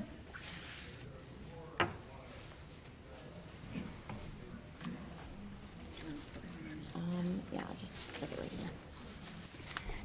Good evening, Mr. Everett. Thank you. My name is Jeff Everett. My daughters attend Livonia Public Schools at Frost and Webster. I'd like to thank the board for the opportunity to speak tonight. I believe that LPS should, at a minimum, retain the COVID mitigation plan, including masking, that was in place last school year. This proved to be effective at minimizing classroom spread and keeping the schools open for as much of the year as possible. While for much of the summer, the average number of cases in Michigan and Wayne County dropped to the lowest levels since the early onset of COVID, the higher susceptibility of residents to the Delta variant has caused a rapid rise in cases in the past month to a level that matches that of early last fall. Additionally, the rate of spread is now comparable to last year, despite far fewer number of unvaccinated individuals who, based on the CDC data, are more likely to contract the virus than those who have received at least one dose of the vaccine. Everyone who's referencing current or state county mandates is ignoring the changing trends in this past month and the differences that Delta poses to both people in general and children. The fact that children under 12 are not yet eligible for the vaccine means that in-person schooling will present a significant risk of spread unless appropriate protections are in place. And while a significant percentage of staff members and students 12 and older have received the vaccine, there have also been numerous examples of vaccinated individuals contracting the virus and spreading it to others, regardless of whether they themselves end up becoming seriously ill. No one should consider the vaccine to be a panacea against the virus, only an additional means of increasing protection of oneself and others. It frustrates me that the wearing of masks has been made a political wedge issue when there is clear evidence from both during and long before COVID that they are an effective tool to reduce disease spread. And frankly, given the numerous unknowns that we're still working to understand about COVID and Delta and everything related to them, I'd rather risk being overly cautious about protecting myself, my family, and others in our community than to eschew this caution in favor of a measure of increased personal freedom, particularly if it meant potentially risking the health and safety of my daughters and those around them. In my job as an engineer, I often perform work at job sites that requires personal protective equipment. I'm also the safety manager for my company. The most basic safety rule out there in industry is safety first. And when assessing safety risks, one is taught to never underestimate the potential hazards they may encounter when performing work, so that they can go home at the end of the day to their family. A good safety policy should be proactive and anticipate risks before they can occur. I present these observations as evidence for why the board should ensure that COVID precautions for this coming school year include a mask requirement for all students and staff until such time that the number of cases in Wayne County and the data associated with that drops to an acceptable level to permit relaxation of these precautions per state and county health guidelines, as was the case last year. I would like to see LPS take a proactive stance and adopt a policy that mitigates COVID risks to the greatest extent possible. Thank you for your time. Thank you. Our next speaker is Renee Warren, and on deck will be Audrey Rogers. Is Renee with us this evening? Yeah. Oh, sorry. Good evening. Hi.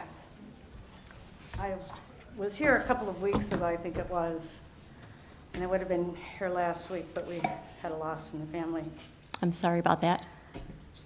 I want to tell all of you, I'd love to know who the brave woman who it was. Ms. Warren, that if you could direct your comments to the board and make sure you're speaking into the microphone. That we can speak with our dollars. We can walk. And that's what we need to do, because masks are not the only thing. Our medical rights are not the only rights being taken away. If you look at Michigan's Department of Education policy, and I have it right here, the responsibility for determining a student's gender identity rests with the student, not the parent. Trust me when I say that it is, and I support the LGBTQ community, but I support the fact that a parent should be the person who is interacting with the child, making sure they get the proper care and making sure that they get the proper information that's age appropriate, that's maturation appropriate, and that they get the proper counseling. The schools are making decisions allowing our children to change their names and their identity genders on their school records without notifying us, without consulting with us. Trust me, I know, and without explaining to the students the possible repercussions of such a decision. They're allowing them to make these decisions without notifying the parents, when in fact, these children probably need counseling, but they're being denied that counseling because the school is making the decision. And it says right in the Michigan Department of Education that parents should be notified and it should be considered on a case-by-case basis. So there are no guidelines. They don't have to tell you. I don't want to personalize it because I don't want to, I know this is all going to be on YouTube. When I asked the director of secondary education how I should explain to my granddaughter why she can't get a driver's license or a social security card because her school ID is considered a legal identification, but her legal name isn't on it, he told me that I should tell her she can't have a driver's license, and maybe next time she would think twice about the decision she made. Wow, a decision you helped her make, and you didn't explain the repercussions to her or even consult me as a parent. I found out by calling the school to excuse her absence. I left a voicemail at the onset of COVID 3 times. And they kept going unanswered. I kept getting emails. I'm sorry, this absence is unexcused. When I finally got a hold of the person at the school, they told me that my granddaughter didn't attend Livonia Public Schools. We don't have a person by that name here. And they put me on hold. 10 minutes later, they came back to the phone and informed me that the name the school allowed her to change her name to and gender, would be excused and that they were sorry. That's how I found out. This is pathetic. And if you think your rights are being taken away, your rights to make medical decisions, your rights to make social decisions, your rights to make a lot of decisions for your kids are being taken away. You need to stay out of our medical clinics, you need to stay out of our bedrooms, and you need to teach our kids reading, writing, and math. Get out of the social business. You're not their psychiatrists, you're not their psychologists. These policies are not appropriate for every child. In many instances, you're asking a giraffe to climb a tree, and that's never going to happen. So I want you all to consider homeschooling. I want you all to look up the young lady who has resources available to you because they're not going to listen with our votes. Ms. But Warren, I'm they sorry. will listen to our dollars. Thank you.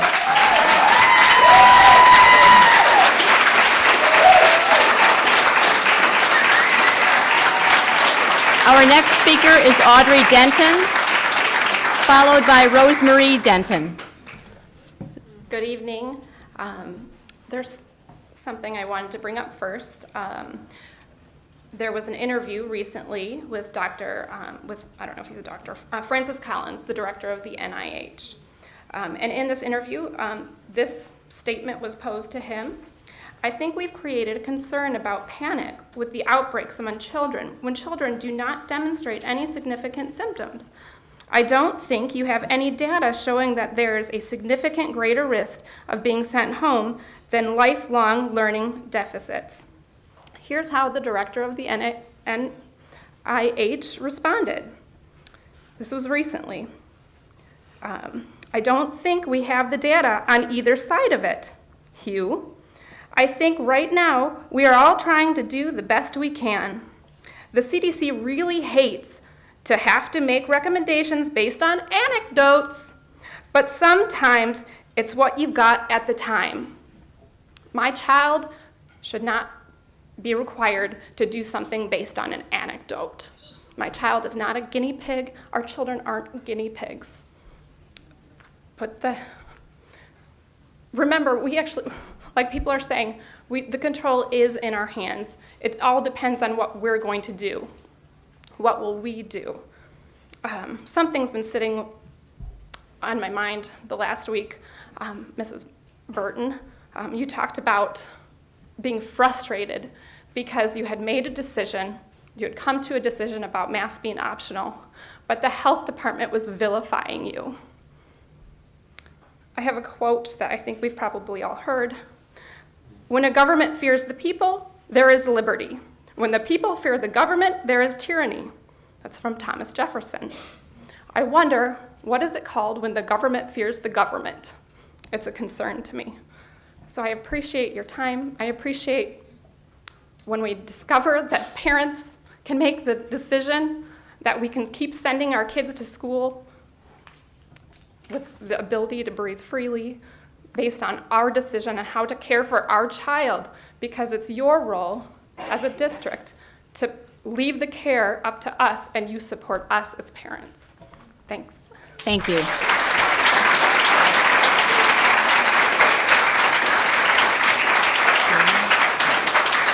Our next speaker is Rosemary Denton, and on deck I have Suri Bernard. Hi, my name is Rosemary Denton. Thank you for your time this evening. I have 2 quick points. I don't live in Livonia, but I have subbed in Livonia with EduStaff.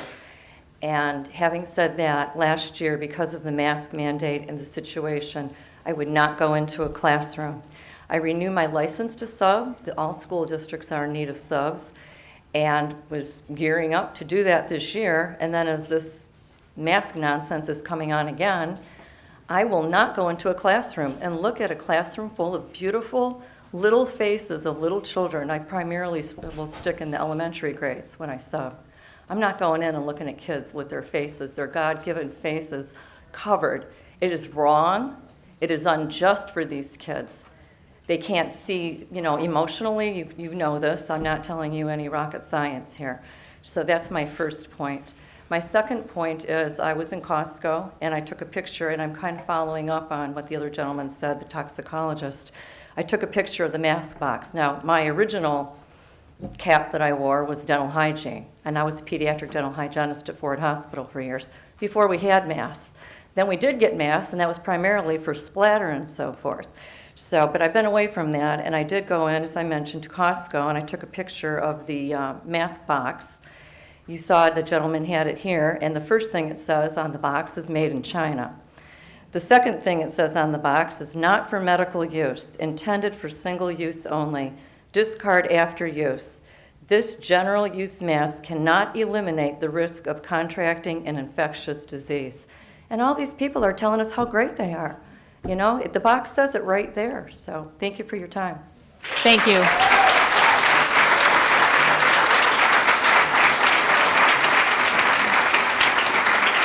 Our next speaker is Cherie Bernard, and then I have on deck Bill Konarski. Good evening. Good evening.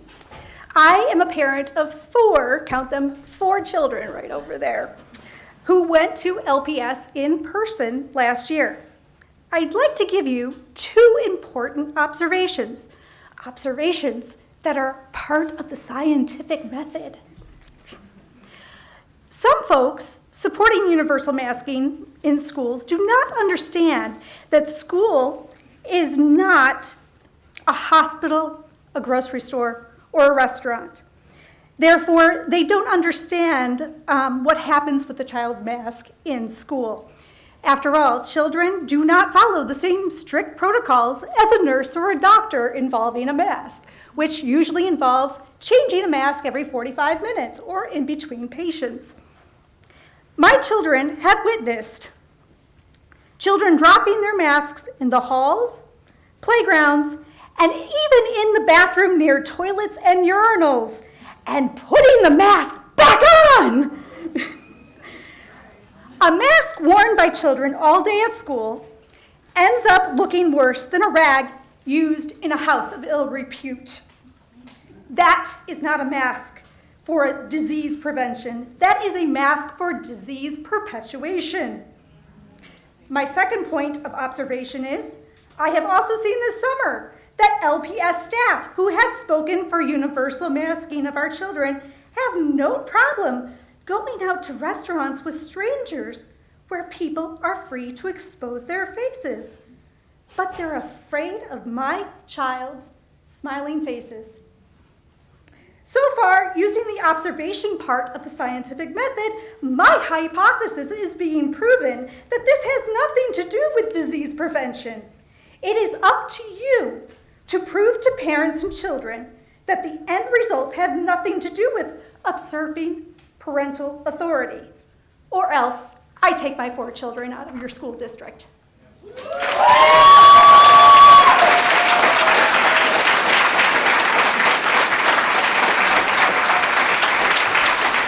Our next speaker will be Nick Konarski, followed by Nick Palazzolo. Is Mr. Konarski present?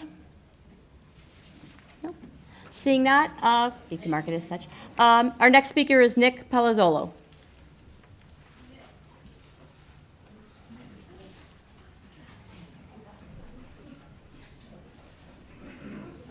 Good evening. Good evening. Feel free to adjust the microphone if you need to. My name is Nick Palazzolo. I'm a resident of Livonia, and I'm also the president of the United Parents of Livonia. And I just wanted to speak pretty briefly tonight. There's a couple points that I wanted to touch on real quick. I haven't heard people talk about how many kids are dying or have died since the onset of COVID, and especially within Livonia. So one of the things that was mentioned is that we're watching Livonia's numbers to base some of this decision making on, and I think that a lot of people are looking at the contagious rate or how much it spreads, and everybody keeps leaving out the fact about the mortality rate. So I think that's a really big piece, because in my whole life we've always dealt with strep throat and head lice and colds and flus and whatever else, and we've never done this. So I just wanted to offer that piece, because if little kids aren't dying, and if we go back to the beginning of COVID, when we were all first trying to figure this out, the whole point of everything we were doing was to protect the elderly group, and it's just kind of been kicked forward and forward and forward, and now it's like people have the ability to have control over our kids, so they're being used as kind of a pawn in that situation. And I think that's really unfortunate, because at the same time, all of us adults are allowed to go out in public, into the bars and everywhere else now. And it was supposed to be about protecting older people to begin with. So if adults don't have to do it, and they go to work every day and live their lives, why are we making our kids do it? And Mark mentioned last meeting, I think part of the hard thing with all this is everybody has data from credible sources, and it's kind of like, everybody's coming up here with something that's factual for the most part. And so how we come to some kind of decision making is we have to use logic and common sense. We have to look at how contagious it is and all those things, but we also have to look at how many kids have died, and then we have to compare that stuff against things that we know, and then we have a baseline floor like the flu. So I've heard a couple teachers mention so far tonight that they want to make sure that we stay in school, and that seems to be a big concern. It is of mine as well. But I also understand that a lot of school districts, and I think Livonia does too, have a policy even for the flu season, to where if a certain percentage of the school gets the flu, then we're going to take a couple weeks off, or whatever that case may be. So I think that there's other things that we can do other than putting a mask on our kids. And lastly, I just want to maybe extend an olive branch to the folks that feel like they want to have universal masking, and that is if all of our groups could come together and agree on a set of numbers. So that way we have a baseline, because I think, in general, everybody wants the same thing for their kids. Nobody wants to see their kid sick. Nobody wants to see their kid die. But at the same time, we have to be rational about the information that's out there. And I totally get there's going to be people on both sides that aren't happy regardless. But if we don't have a baseline, we're just going to keep arguing back and forth and tearing our community up. And it's going to cause animosity between our kids and the whole nine. So, you know, I guess I'm asking as a community, can we agree on a set of numbers that we can look at and make decisions off of, and not take, you know, a little bit from MDHHS and they strongly recommend masks, but then nobody wants to look at how many kids have been hospitalized and so on and so forth. So, and Mr. Pelzo, your 3 minutes are up. yes, If ma'am. you could wind up. I appreciate the time. Thank you, guys. Thank you.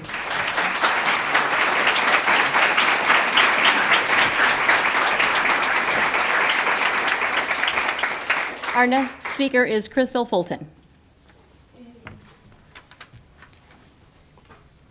Good evening. Hello, I'm Crystal Fulton. I'm here just to explain a couple different things. I do want to make it obvious that no one suggested children wear masks for flu, which is much more dangerous, and that this is child abuse because there's something called Munchausen syndrome by proxy, MSBP.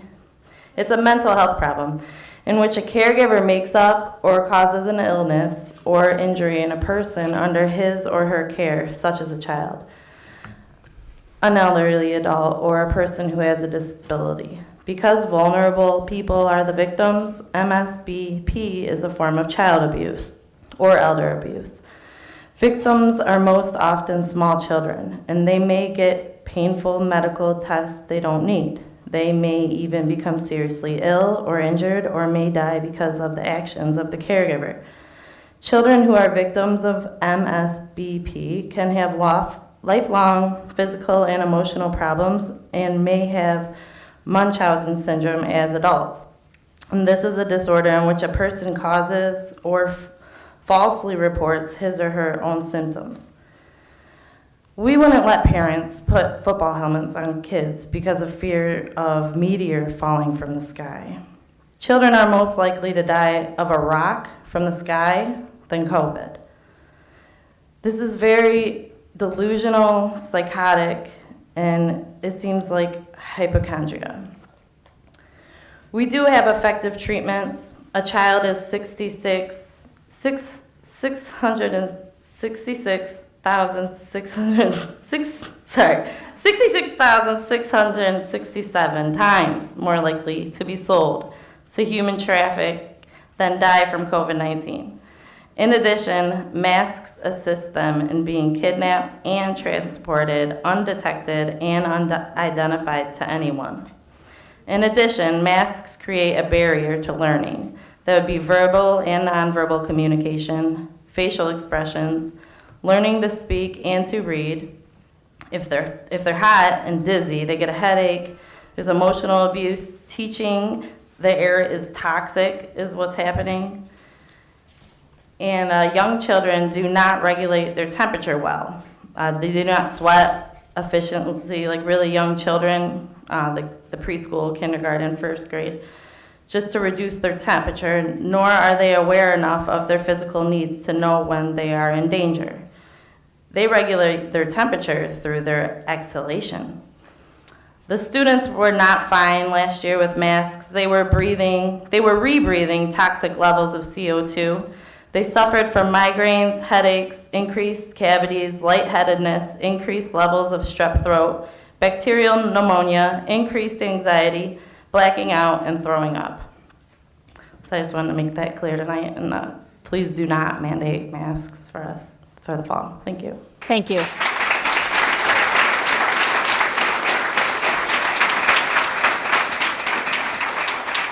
The next item on our agenda is item 3D, response to prior audience communications. I do not have response at this time because we will be addressing most of the topics of prior audience communications in our meeting later on this evening.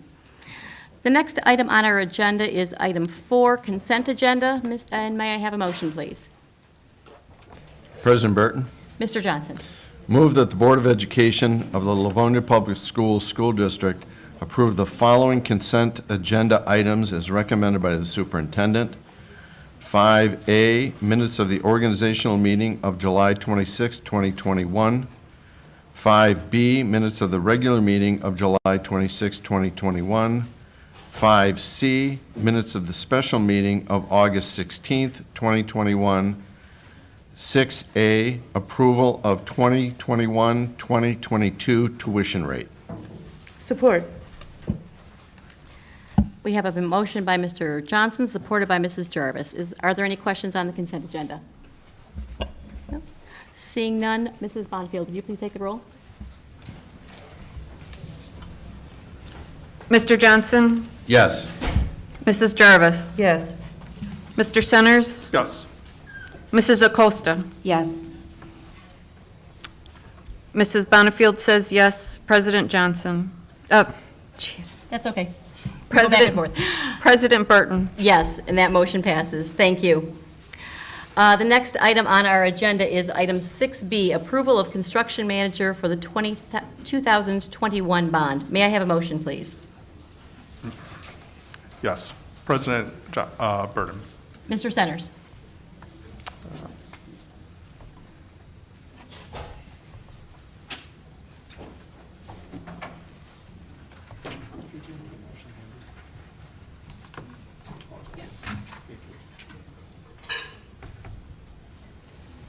Move that the Board of Education of the Livonia Public Schools School District approve the recommendation from the owner's representative, Plant Moran Cressa, to appoint Clark Construction Company, Auburn Hills, Michigan, as construction manager for project number 1 and project number 2 of the 2021 bond projects in the amount of $4,682,848 and authorize the superintendent or her designee to negotiate and execute final contracts on behalf of the Board of Education. Support. We have a motion by Mr. Centers, supported by Mr. Johnson. And Mr. Francis, good evening. Good evening. Just shut down my page. They had all the board book stuff open, so bear with me. Well, the construction manager, and I spoke on this portion at the committee last week, thank you. And just another very quick synopsis of, we had a team from LPS, district attorney, Plant Moran Cressa, owner's rep. Then part of that team also included board members. So we did a thorough interview of the bidders in a closed bid process for the construction manager for 2021 bond. We also then narrowed that pool down from the original bidders to the interview pool, interviewed the 3 different companies, and narrowed it again down to the final Clark Construction. We were very excited by the interview and the complete package and their forethought and insight into the construction market, as well as the thought that they gave LPS's bond program. Thank you. So we are recommending Clark Construction as the construction manager for both projects 1 and 2. That means for the full bond for the 2021 bond projects to the board. Thank you. Are there comments or questions from members of the board or the superintendent? Mr. Centers. I would just again like to thank all the firms who came out, gave really impressive presentations. It was clear everyone wanted to work with LPS and work on this project. Clark really did a phenomenal job just with the team they brought out, the thought they put into long-term facilities. So this will be a very exciting project, and I think everyone's looking forward to working with them. So thank you. Absolutely. Thank you. Other comments or questions? Mr. Johnson. Thank you, President Burton. Mr. Francis, just to clarify, this is just for projects 1 and 2, and there will be other projects coming down the pike? Projects 1 and 2, we just delineated the entirety of the bond into 2 different projects. So if we go backwards for a moment, just to refresh everyone's memory, for example, with the architect and engineering firms, engineering firms, we had broken it between the general renovations within the buildings, which would include things like the air conditioning, the media center renovations, the kitchens, the for serving lines, et cetera. We were calling that Project 1, and then Project 2 was the new builds of the robotics center as well as the early childhood center. So we're calling those Project 1 and Project 2 combined. That is the entirety of the bond. So we broke it into two projects for the district to have the ability, if we thought it was in the best interest of the district, to break up, to hire multiple firms within the course of the bond. So we did do that under architectural firms by hiring both TMP for Project 2 and French for Project 1. We kept that same option open for construction managers, looking through their bids, having the conversations with them in the interview process. We really landed on the idea that we wanted to have Clark for all of it. So when we say 1 and 2, that means the entirety of the bond. Thank you for the clarification. I appreciate it. You're welcome. Mrs. O'Quist.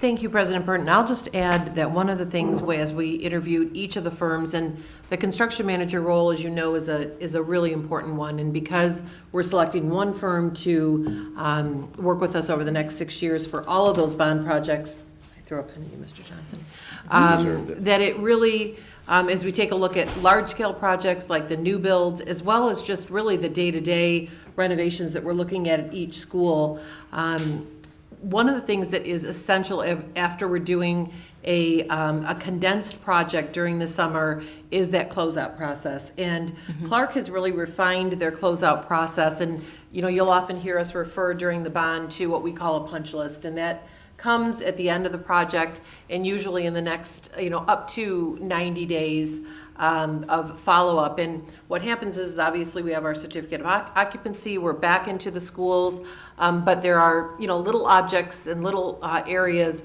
remaining for work. And the sooner that we can get that wrapped up, the sooner the ongoing events of the school, the day-to-day operations can take place more smoothly. And they really have an established process that has condensed that, the primary bulk of that list down to 30 days. And at the very outset, 60. And so that really was another important element. It's certainly one important piece to oversee the work during the summer, but I can tell you, having worked through a 6-year implementation of our prior bond, that work that we get done and to do so expeditiously as well as thoroughly in the fall is also extremely important. And Clark has really focused on that. They've done a lot of action research as a corporation, and we felt had the best process for doing so efficiently and effectively. So that was another important element for us with Clark.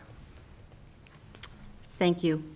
Are there other comments or questions from board members? No. Seeing none, we have a motion from Mr. Centers, supported by Mr. Johnson, for the approval of construction manager for the 2020-2021 bond. May I have a vote, please, Mrs. Bonfield? Mr. Centers? Yes. Mr. Johnson? Yes. Mrs. Acosta? Yes. Mrs. Bonifield says yes. Mrs. Jarvis? Yes. And President Burton? Yes, and that motion passes. Our next item on the agenda is item 6C, approval of technology designer 2021 bond. I'm sorry, 2021 bond. May I have a motion, please? President Burton? Mrs. Bonifield. Move that the Board of Education of the Livonia Public Schools School District approve the recommendation from the owner's representative, Plant Moran Cressa, to appoint Integrated Design Solutions, IDS, as the technology designer for the 21 bond projects in the amount of $920,000 and authorize the superintendent or her designee to negotiate and execute final contracts on behalf of the Board of Education. Support. I have a motion by Mrs. Bonifield, supported by Mr. Centers. Mr. Francis. Thank you very much. Once again, with regard to procuring these firms for the 2021 bond projects, IDS was the unanimous choice of the bond team. We had run an invite-only bid process. We had 3 firms that we brought in, 3 very reputable and very well-known firms came in, did the interview process with us, talked through their ideas, their thoughts, the folks who might be working with LPS specifically, and Integrated Design Solutions, more formally or more informally known as IDS, really stood out amongst the groups. Our team was very impressed with the ideas that they had, with the help they could provide, their knowledge in the industry, and all of our reference checks to other districts around the Metro Detroit area all came out very well. They're a large firm that does a lot of K-12 work in Metro Detroit, and they're going to be new to us, but we're very excited to be working with them. So we do recommend Integrated Design Solutions as the technology designer for the 2021 bond. And generally speaking, what they'll be doing is working directly with our IT department as well as in conjunction with a construction manager, architects, and building that full design plan for our schools as we do our renovations. Excellent. Thank you. Do we have comments or questions by the superintendent or members of the board? No. And again, for the benefit of the public, this is one of these items that we've discussed at least a few times throughout the whole process, which is why there are not as many questions and answers this evening. We have a motion for the approval of technology designer for the 2020-21 bond by Mrs. Bonifield, supported by Mr. Centers. And Mrs. Bonifield, would you please take the roll? Mrs. Bonifield says yes. Mr. Centers? Yes. Mrs. Jarvis? Yes. Mrs. Acosta? Yes. Mr. Johnson? Yes. President Burton? Yes, and that motion passes. Thank you. Item 7D is the approval of furniture consultant for the 2021 bond.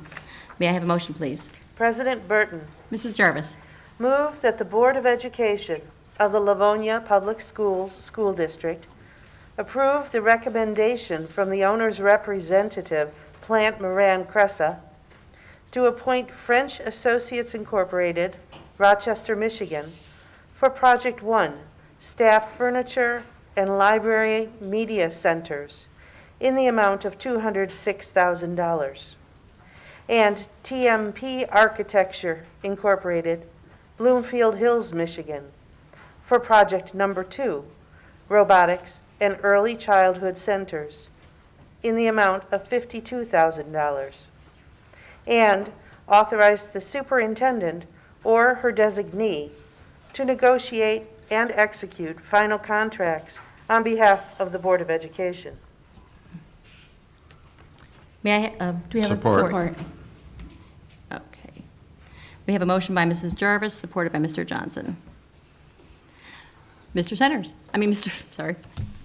Francis. Mr. Centers is down there. Yeah. These are 2 familiar names I just mentioned a few minutes ago because they are our current 2021 bond architectural and engineering firms, both TMP and French Associates.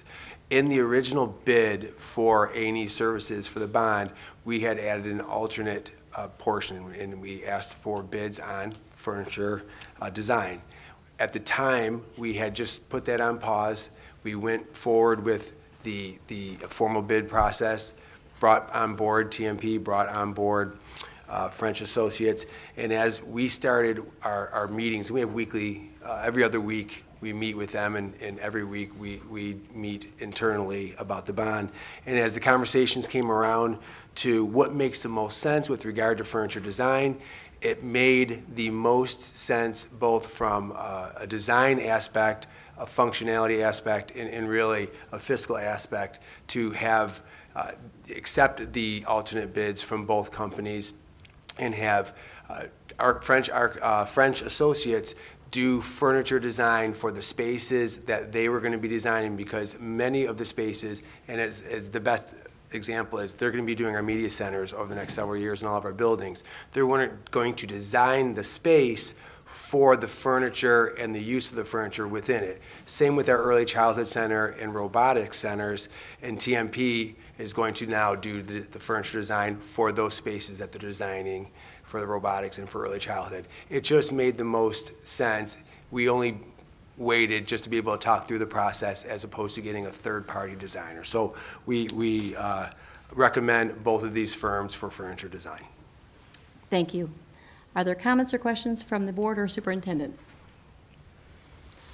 We saw a lot of examples of this in a lot of the proposals that came through. Clearly, a lot of the excitement that can go into renovations such as this, when we're looking at robotics, at early childhood, and a lot of the other pieces, but some of the flashier ones, the ones that catch your eye even more, when you realize that so much of that is the interior furnishings. So it is crucial, and I'm glad we're getting those folks on board from the very beginning. Right, yeah, especially the media centers, which are going to really be, the use of the media center is going to be the furniture that's within them. So we're very excited about that project.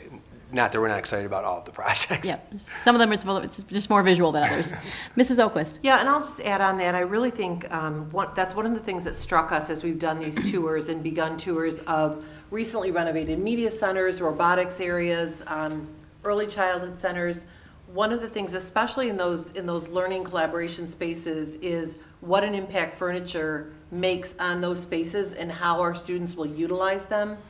And I don't know that we really realize the extent of that or the possibilities that exist and how much of that really is the focus, even more so to some extent than the architectural design, because we're generally working within schools that are 50 to 60 years old, and while we may be moving some walls and doing, some modifications there, for the most part, the shell is going to remain the same. And so where you really begin to take a look at how we utilize that space differently and how we reimagine it, our students accessing it, it really does focus around furniture. So it certainly made sense that each of the firms who have the architects designing it are the ones who are also then guiding us on that furniture piece. So we really think that's going to be one of the key points as we think about transforming these areas for our students and how they're going to use them, that both sets of architects will be appropriate guides for us in that process.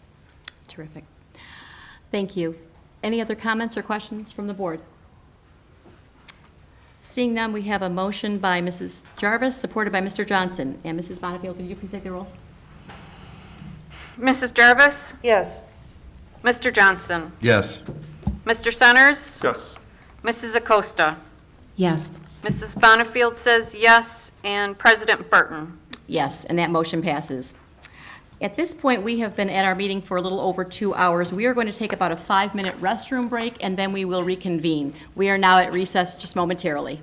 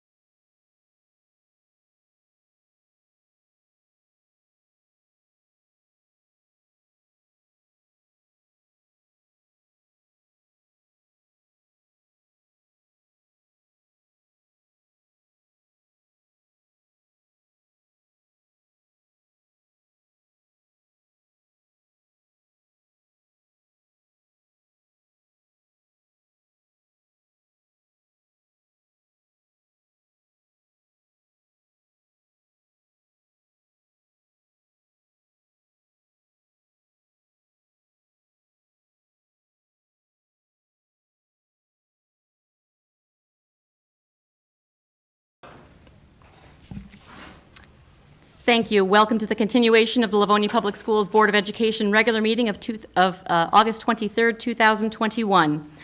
Our next item on our agenda is item 6E, approval of tennis court designer sinking fund.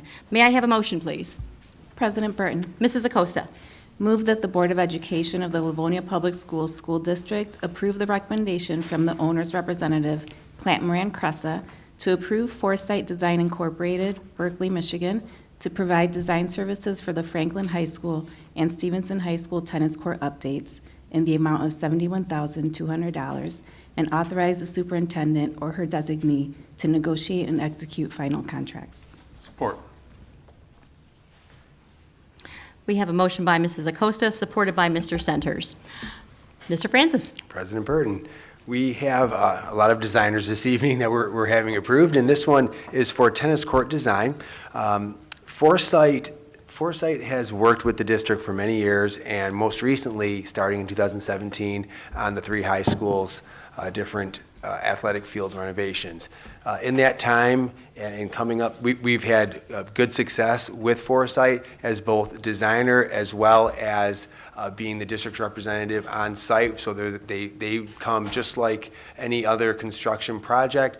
They ensure that the job is being done to the specifications and they keep the job moving along. So we're presenting today not construction of anything at this point. This is simply for Foresight to come on board to design the tennis court renovations at Stevenson High School and Franklin High School. We are interested and in need, frankly, not just interested, of doing those tennis courts. So we want to get the ball rolling with regard to design. I think it's worth repeating what I'd stated last week with the board when we discussed this before, which was that we know the construction market's a little crazy right now. And the idea here is to get Foresight doing the design, and then when we come to the time to bid, we can have options. We can do both of these in the summer of '22. We could send one to the summer of '23 and do one in '22. We can work out a fall schedule if we believe that the construction dollars will come down when it's off peak, which is summertime for schools. So we want to keep our options open, but what's important right now is to get drawing and have that work done and have the design in hand so we can send the bids out when we want to as a district. Excellent, thank you. Mr. Centers. So we would have liked to have done these projects, but we have to be thoughtful about the market and what makes financial sense. So these courts, though, are playable, and you've done some work on them this summer that make them even more so. Correct. We've done some crack filling and work on them because we do want to make sure that they're playable. They will be much, much nicer once they're done, obviously, but we want to keep them safe and playable, and we've worked on that over the summer. Thank you. Thank you, Mr. Centers. Other comments, Mr. Johnson? Thank you, President Burton. Mr. Francis, I just want to make the distinction that the other items that we've been dealing with tonight are the 2021 bond. Yes. This is a sinking fund project. This is a sinking fund project. Thank you very much for delineating that. Yes, the other items were all through bond. This is specifically a sinking fund projects, and that is the fund that this would be paid for, both design and construction. Thank you. Other comments or questions from board or superintendent? And just for the public, the reason Churchill is not on this is because we completed Churchill a couple of years ago. We did and Churchill in the fall of 17, yes. Okay. Correct. Franklin and Stevenson are yet to be done. Correct. Thank you. Any other comments or questions? Seeing none, we have a motion by Mrs. Acosta, supported by Mr. Centers, for the approval of tennis court designer from the sinking fund. And Mrs. Bonifield, will you take the roll, please? Mrs. Acosta. Yes. Mr. Centers. Yes. Mrs. Bonifield says yes. Mrs. Jarvis. Yes. Mr. Johnson. Yes. President Burton. Yes, and that motion passes. Thank you, folks. And the next item on our agenda is the item 6F, approval to purchase bulk salt for the 2021-2022 school year. The ever-exciting bulk salt purchase. Mr. Francis. I'm sorry, no, not yet. May I have a motion, please? I'll read it for you. Yeah. President Burton, I'll Mr. take on this salty Thank task. you. Mr. Johnson. Move that the Board of Education of the Livonia Public Schools School District approve the purchase of bulk road salt from the Detroit Salt Company, Detroit, Michigan, through the State of Michigan My Deal Extended Purchasing Program for a total cost of $56,654. Support. We have a motion by Mr. Johnson, supported by Mrs. Jarvis. And now you're up, Mr. Francis. Thank you. This is an annual purchase. This is a necessary purchase for our parking lots and to be prepared for the winter season. The My Deals, the pricing comes through My Deals contract, which does fulfill the board's obligation to bid. So I recommend this purchase for 1,300 tons of bulk salt. And I explained to the board last week how there is a floating scale that we can hold that contract price a little less and a little more as needed. Okay, great. Comments or questions from the board or superintendent? Nope. Seeing none, we have a motion by Mr. Johnson, supported by Mrs. Jarvis, for the approval to purchase bulk salt for the 2021-2022 school year. And Mrs. Bonnefield, will you take the roll? Mr. Johnson? Yes. Mrs. Jarvis? Yes. Mrs. Acosta? Yes. Mr. Centers? Yes. Mrs. Bonnefield says yes. President Johnson? Jeez. That's okay. President Burton? Yes, yes, and that motion passes. Thank Sorry, you. so sorry. That's okay. Wasn't that long ago. The next item on our agenda, and thank you, Mr. Francis. The next item on our agenda is item 6G, approval to purchase pizza for the school lunch program. May I have a motion, please? President Burton. Mr. Centers. Move that the Board of Education of the Livonia Public Schools School District approve the submitted bid by Domino's Pizza for delivery of pizza in the amount of $8 per pizza for the district's school lunch program, starting for the 2021-2022 school year through the 2023-24 school year. Support. We have a motion by Mr. Centers, supported by Mrs. Acosta. Mr. Francis. Thank you, President Burton. This was an open bid for school lunch pizzas. It is a specific type of pizza that the company must run a program that has been approved through the federal government's food program for school lunches. And Domino's was actually the only bidder on this. But we are bringing them forward because we do know that while the price has increased, and we talked a little bit about this last week, it is a necessary item for the menu, and based upon the man hours and the work within LPS Food Service Department, we want to make sure that we have an outside vendor at this time to be doing it for the 2021-22 school year. It is a 3-year contract, and I'm asking the board to approve all 3 years of this contract, but know that we, as a district, can cancel it not only between years, but at any point during a year. So we do have quite a bit of flexibility on this contract. So we do recommend the approval. Oh, you're out of battery. Switch. You're talking, see, I talked too long? It just went out. It just went out. My mother usually. We do recommend that the board approves this bid. Thank you. Are there comments or questions from the superintendent or the board? And again, just so the public realizes, what we do have to do, it's different than picking up pizza wherever you may run to the corner to get it. There are higher nutrition standards for pizza that we serve in the school lunch program, including, if I'm not mistaken, it's whole wheat crust, it's a lower fat Correct. cheese, The cheeses, et the cetera. sauces, everything, correct. Okay, And that's why they have to qualify as an approved lunch school Right. program. Which is healthier pizza we should all be eating, probably, but it does cost a little bit more. Yes. And I just want to state, our prices will remain the same. Yes. We're not passing along that Correct. cost to Correct. the student. Correct, and this gets paid for out of the Food and Nutrition Services Fund. It's not a general fund item. Our Food and Nutrition Services is, generally speaking, a self-funded department. Okay. Any other comments or questions? Mrs. Acosta? Thank you, President Byrne. I was going to add that the first slice students will have free if they want, because this year we're doing the, all students have lunch for free, The correct? federal waiver. And then for the waiver. And There so would if be they a want the charge. additional slice, then that's when there's a payment. Yes, and we don't, like Mrs. Oquist mentioned, we're not intending to raise prices on something. It's just a matter of the cost was raised for us on the supply side. Thank you. You're welcome. Okay. And that's the federally reimbursed breakfast and lunch Meals. program that we're talking about that this qualifies for? Yes. Thank you. Any other comments or questions from the board or superintendent?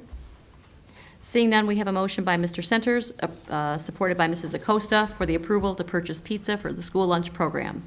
Mrs. Bonnefield, will you take the roll? Mr. Centers? Yes. Mrs. Acosta? Yes. Mrs. Bonnefield says yes. Mrs. Jarvis? Yes. Mr. Johnson? Yes. And President Burton? Yes, and that motion passes. Thank you. The next item on our agenda is item 7, instruction matters, and 7A is approval to purchase iReady diagnostic and instructional licenses. May I have a motion, please? President Burton? Mrs. Bonnefield. Move that the Board of Education of the Livonia Public Schools School District approve the purchase of the iReady online adaptive diagnostic assessment and targeted instructional licenses from Curriculum Associates for a total of $112,302.60. This total includes reduced cost per license for a savings of $32,405.40. Support. We have a motion by Mrs. Bonnefield, supported by Mrs. Jarvis. And good evening. Good Mrs. evening. O'Brien, how are you? I'm wonderful, thank you. I am happy to bring this purchase. It is a yearly renewal of our iReady diagnostic licenses. As you know, last year we bought instructional licenses for all of our students. This year we are going back to using them in a targeted way for certain classes for certain students instead of buying them for all of our students. But we are providing all of our students, kindergarten through 8th grade, the assessment, the diagnostic assessment, so that we can use that information to help guide our interventions and to determine how students are doing on grade level standards. So we're looking to ask you for your approval for this purchase. They gave us a discount per license this year, so they broke it out and gave us a reduction on each individual license. And the funds will come from the academic services budget, which has been supported by the Wayne County Enhancement Millage monies. And as always, I will apply for any grants that the state has. So over the last several years, there have been grants for online assessments, and so I will apply for that when it comes up, if it comes up. Thank you. You're welcome. Are there comments or questions from the superintendent or board members? And Mrs. O'Brien, you said we are getting the diagnostic for K-8, so all children will be able to utilize this for testing for all children. Correct. And then those that have demonstrated need, then we will get the lessons that go with those areas. Yep, so for certain those specific classes, like our students. student support classes, they use the instructional licenses. Our LV students in grades 2 through 6 will have access to the instructional licenses. So schools will reach out and say, so I have a couple kids who could use this, but mostly it's in our student success classes and then our LV students this year. Okay. And this is the program, too, that those lessons are targeted specifically exactly to the test questions that a student may answer incorrectly. It's totally based on the assessment they take and then gives them lessons to improve the areas of weakness. Okay, terrific. Thank you. Any other comments or questions? Seeing none, we have a motion by Mrs. Bonnefield, supported by Mrs. Jarvis, for the approval to purchase iReady diagnostics and instructional licenses. And Mrs. Bonnefield, will you please take the roll? Mrs. Bonnefield says yes. Mrs. Jarvis? Yes. Mrs. Acosta? Yes. Mr. Centers? Yes. Mr. Johnson? Yes. President Burton? Yes, and that motion passes. Thank you very much. Thank you. The next item on our agenda is item 7B, approval of Act 18 Capital Outlay Technology. May I have a motion, please? President Burton. Mrs. Jarvis. Move that the Board of Education of the Livonia Public Schools School District approve the Act 18 Capital Outlay Technology purchases for the ASD, WKSKL, and MOCI programs for 2021-2022 school year. Support. We have a motion by Mrs. Jarvis, supported by Mr. Johnson. And Dr. Terrell. Good evening. Good evening. Thank you, President Burton, for the opportunity to once again provide you with our Student Services Act 18 recommendations for technology purchases that we previously discussed last week at our study session as well as at our special meeting. Our Livonia Public Schools IT department has vetted our recommendations for new technology prior to being placed on our Wayne County RESA Moderately Cognitively Impaired Program, Work Skills Program, and Autism Program budget plans. The budgets I am bringing forward to you this evening have been approved in April through the Act 18 committee process through Wayne County RESA, and all of our recommendations are RESA approved and will come out of our Act 18 budget.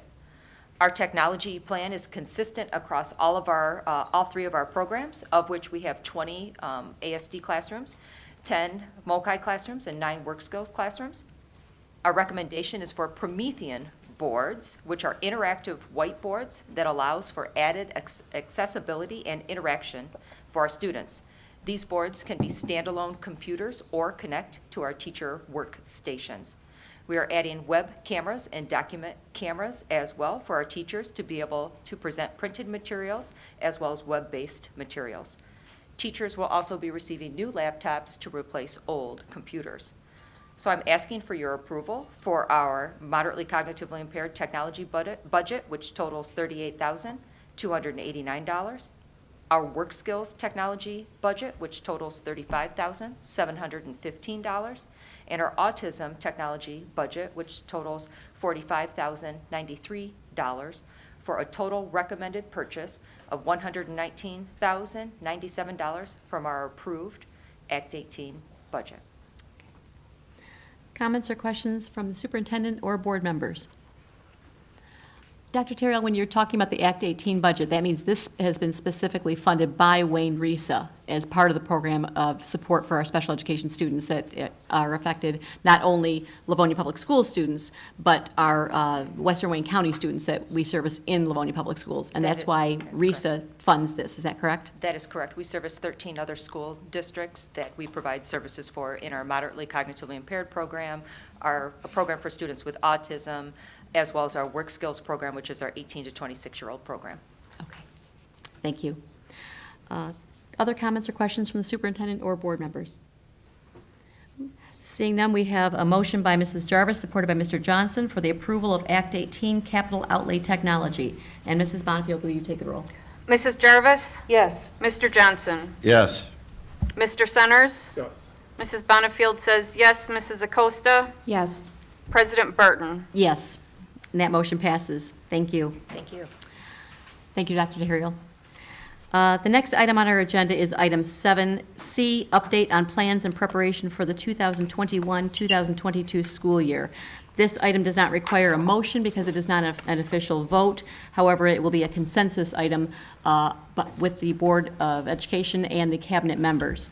By consensus, what we mean is meeting together and discussing the details of this plan and coming to a conclusion that we can live with it. It is not necessarily that we all love any one portion or another, but rather consensus means we have come together to put together the best plan possible and that we can support and live with that plan.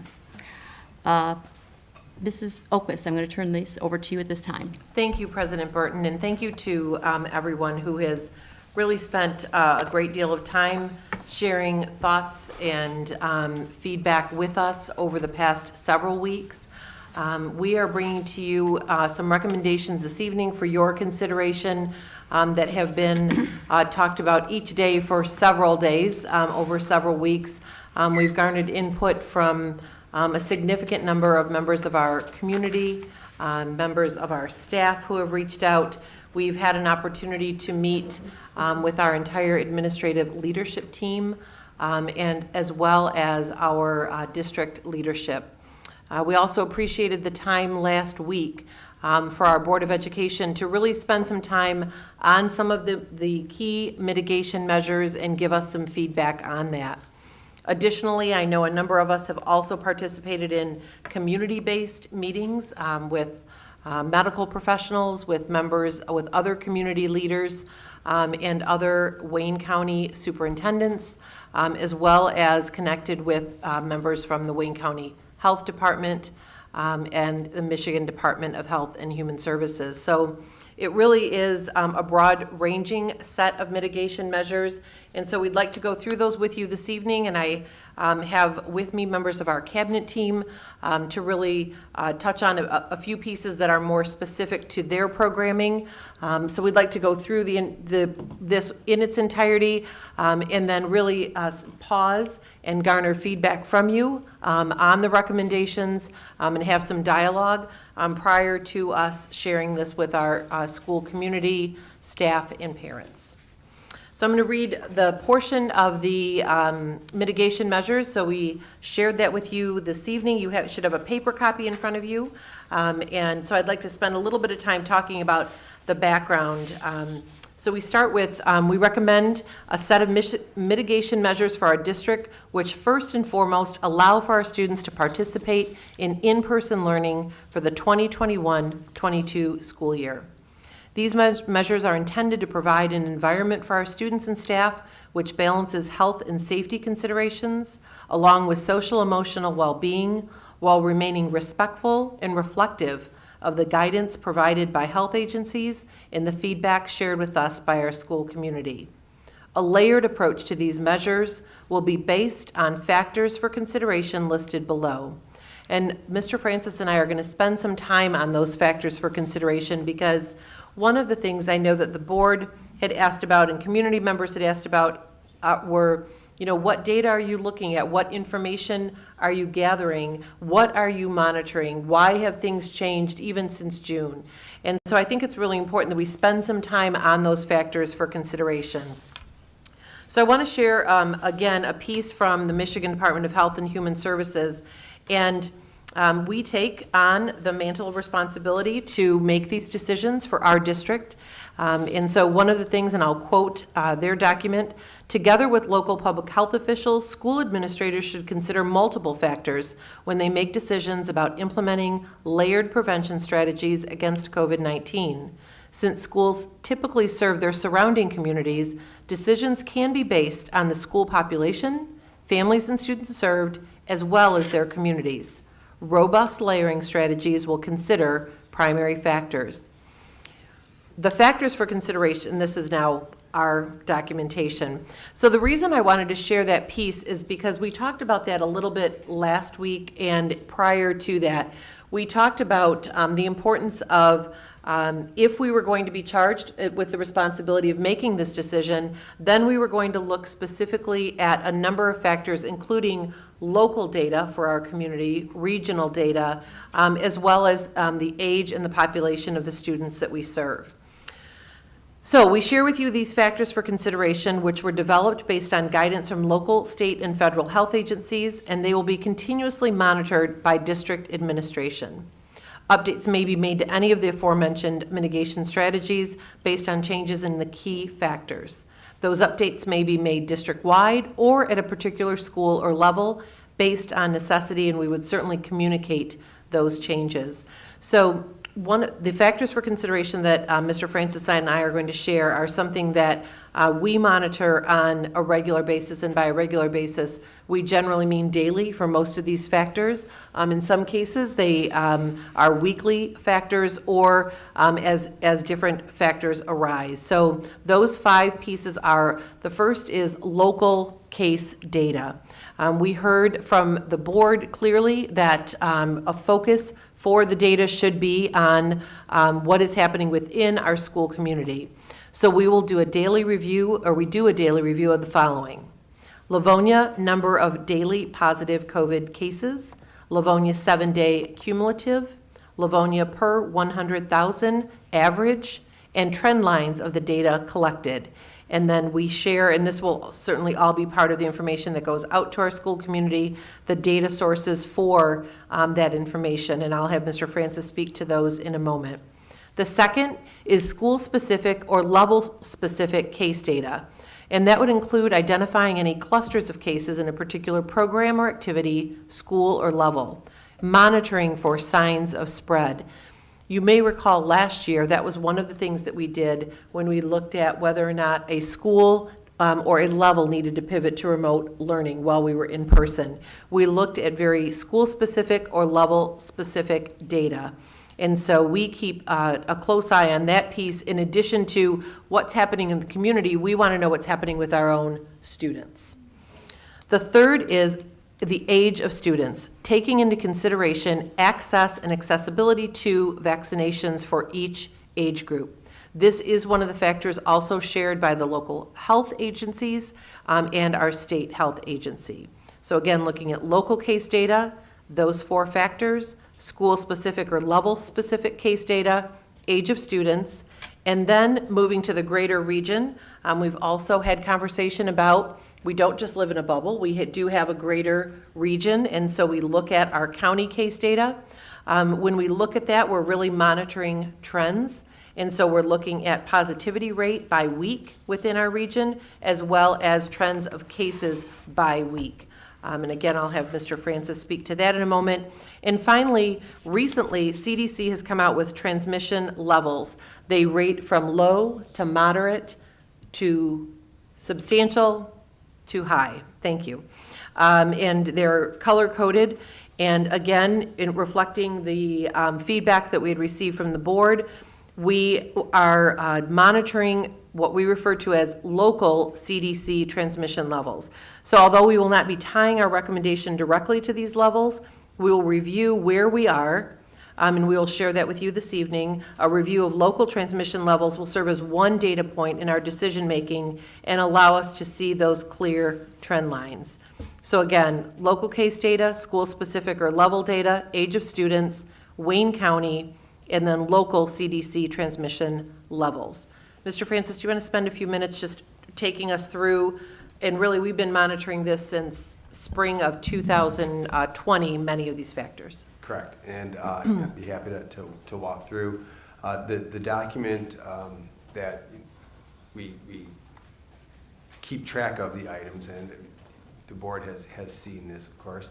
And what we do is we have different tabs for Livonia, Wayne County, State of Michigan, and then a positivity rate. And the positivity rate is for Wayne County, and that is Wayne County excluding Detroit. So that is how it is reported out, because the city of Detroit has its own health department. They track their own numbers. So we remove the data that is out there for Wayne County is excluding Detroit. But going off of what Mrs. Oak was talked about with regard to trying to translate it, we can track the numbers and we can look at the graph and we can see it going up and down throughout the last year and a half. But the question would become, what is high, what is not high? Those types of decisions really aren't for us. We aren't the medical community. So CDC did come out with the item that had their data does track, and it does lay out for low, moderate, substantial, and high, like Mrs. Oquist mentioned, when you take a rolling 7-day total. So you add up the most recent 7 days, and then you need to hold that factor steady to get per 100K. So you need the population that you're looking at. For the city of Livonia, we use that population. Of course, Wayne County excluding Detroit, and then the state of Michigan. So you can look at a bit of an apples to apples, whether a community has 17,000 people living in it, or if it's the entire state with nearly 10 million people living in it.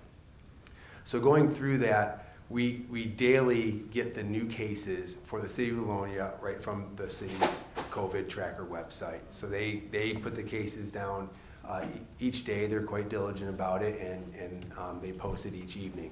So we've been running that model, and it looks exactly the same then for the next two. So Wayne County, the same item. There is a Wayne County COVID dashboard. You can go to that as they post the numbers. It's a daily new number. So there's a way to look at it, the total numbers, but that's not what we looked at. We look at it each day so we can see the ups and downs as they go through. Same with the state of Michigan. The reports from Michigan have fluctuated. It used to be daily for most of the time. For a while, it went to 2 times a day, and recently they actually went to Monday, Wednesdays, and Fridays. So it's something that Michigan being the totality of the state, I think as we described in what Mrs. Oquist was discussing a few minutes ago, the larger our population we look at, the little bit less it seems to be if the northern portion or the UP is driving the spread, that's not necessarily affecting Livonia. So we're looking at Livonia first, and then also Wayne County, because as we know, they're our neighbors, we travel the area, etc. So anyway, just to give an example, looking at the city of Livonia with regard to using the low, moderate, substantial, and high, if I back up into the area where, say, we got out of school in mid-June, we were really in a low area. We were in the 4s and 5s and 6s, which would be the 7-day rolling average each day, dropping off that 8th day and adding in the new one.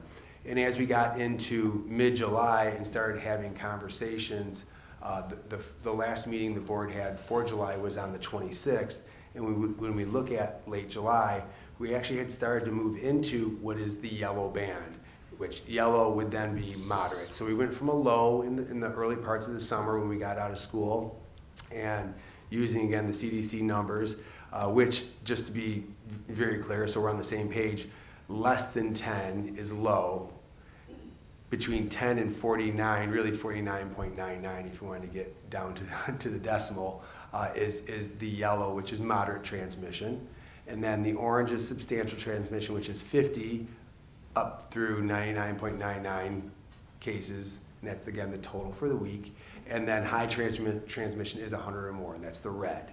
So as we were working through the last board meeting in the last portion of July, the city of Livonia moved from those single digits up into double digits, and then by the time they got to the end of July was in the 40s, and that was their 1 week total as held for per 100K, so that we're looking at apples to apples with populations.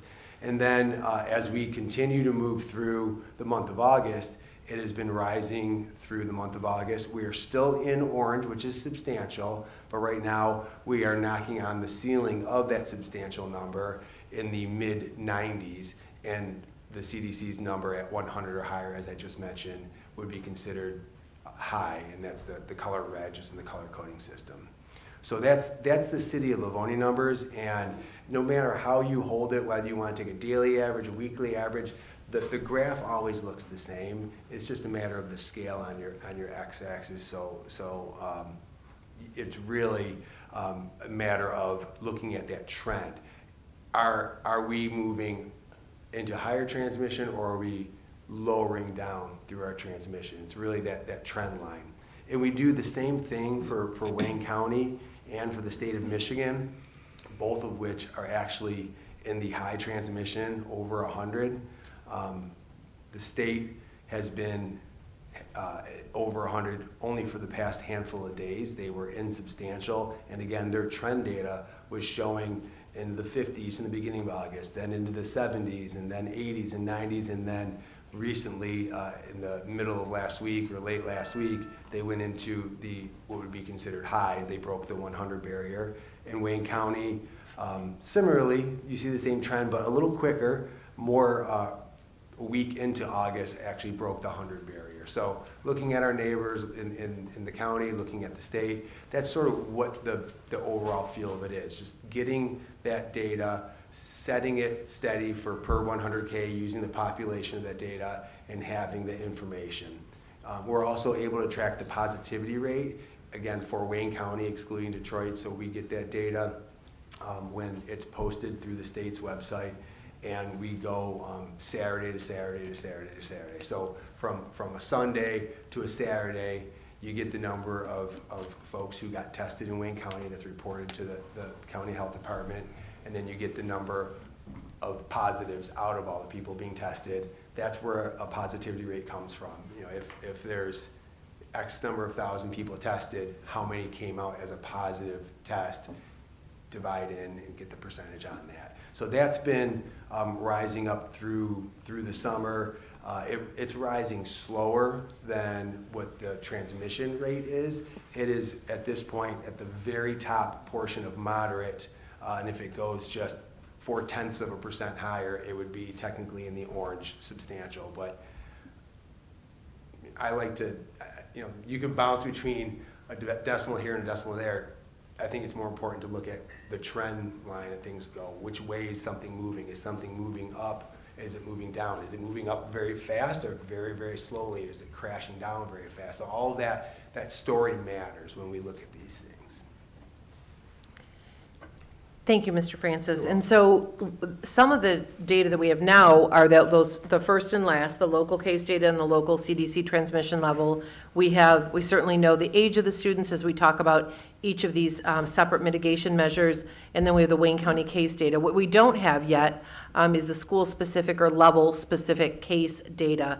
And so one of the things that you had asked about was how would we make those determinations on either when any of the mitigation measures that are in place may shift either to be lifted or to perhaps become more stringent. And generally, as we take a look at this, when you look at the trend lines, the recommendation is to look at a minimum of a 2-week trend line if you are looking to lift mitigation measures. So while we would be looking at this daily and certainly reviewing it more comprehensively each week, as you take a look at lifting mitigation measures, we would want to see those trend lines declining at a minimum of a 2-week period. Because what you'll see, and I know you've seen it because we've certainly shared it with you for the past 17 months, is we will see those fluctuations maybe within a week or even within a few days. And so what you really want to see is that general trend line. That may not be the same case if we decide to add a layer of mitigation. And so if we perhaps saw an increase in a particular school, at a particular grade, in a particular club or activity, we may say we need to shift our mitigation measures. We would not wait 2 weeks to do so. And so I wanted to be certain that one of the things you had asked about was, what would that timeline be? What would we look at? Well, I could tell you, we look at this very, very regularly. As you know, as a board, we share this information with you regularly. We would certainly want to do another deep check-in at the end of September, which would give us 3 weeks of data that would be in category 2, school-specific or level-specific data. That is one piece we do not have because our kiddos aren't in. We certainly could have looked at the summer programming. Again, we had high school students in for summer school. We had elementary students in, but we did not have school full day. We did not necessarily have lunch running as it normally would, or the same numbers of students. But we did have programming, including summer SAC, going on. But we did not think it was appropriate to include that as level-specific data for this purpose. So I'm going to just pause there and see if you have any clarifying questions about our factors for consideration, because those are not new elements. Those are new elements in that we have put those together as our set of metrics that we're following. Are there comments or questions from members of the board or cabinet? Mrs. Acosta. I know that you said that we don't have specific data because the majority of our students aren't in session, but we do have students in session since last week. Is that data being used as part of this? I don't know if I'm explaining myself. So we have had a very successful start at Niji Iro. That is really our only school programming that is in session. And so we have not had any reported cases. Other board members or cabinet members? Mrs. Mrs. Oquist, just again, for clarification for the community, because we've been reviewing this type of information for, like, as you said, for months, but again, just as a clarification, when we're looking at the local Livonia data, that data is available on the City of Livonia website. So anybody in the community who wishes to follow that, and many of us do on a daily basis, Mr. Francis does a phenomenal job of providing very detailed charts for us and updating those every day, every other day, but some of us are monitoring it on our own, even on our own charts, whatever. But if anybody in the public wants to get that specific information, it is available on the City of Livonia website. I'll tell you, it will take 20 or 30 seconds or so to upload onto your screen. So be patient, you're on the right screen. But that information is available to anybody.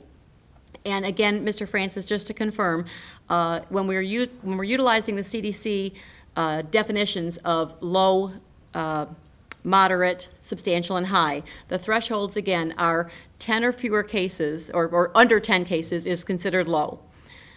10 to 49.9 is considered moderate.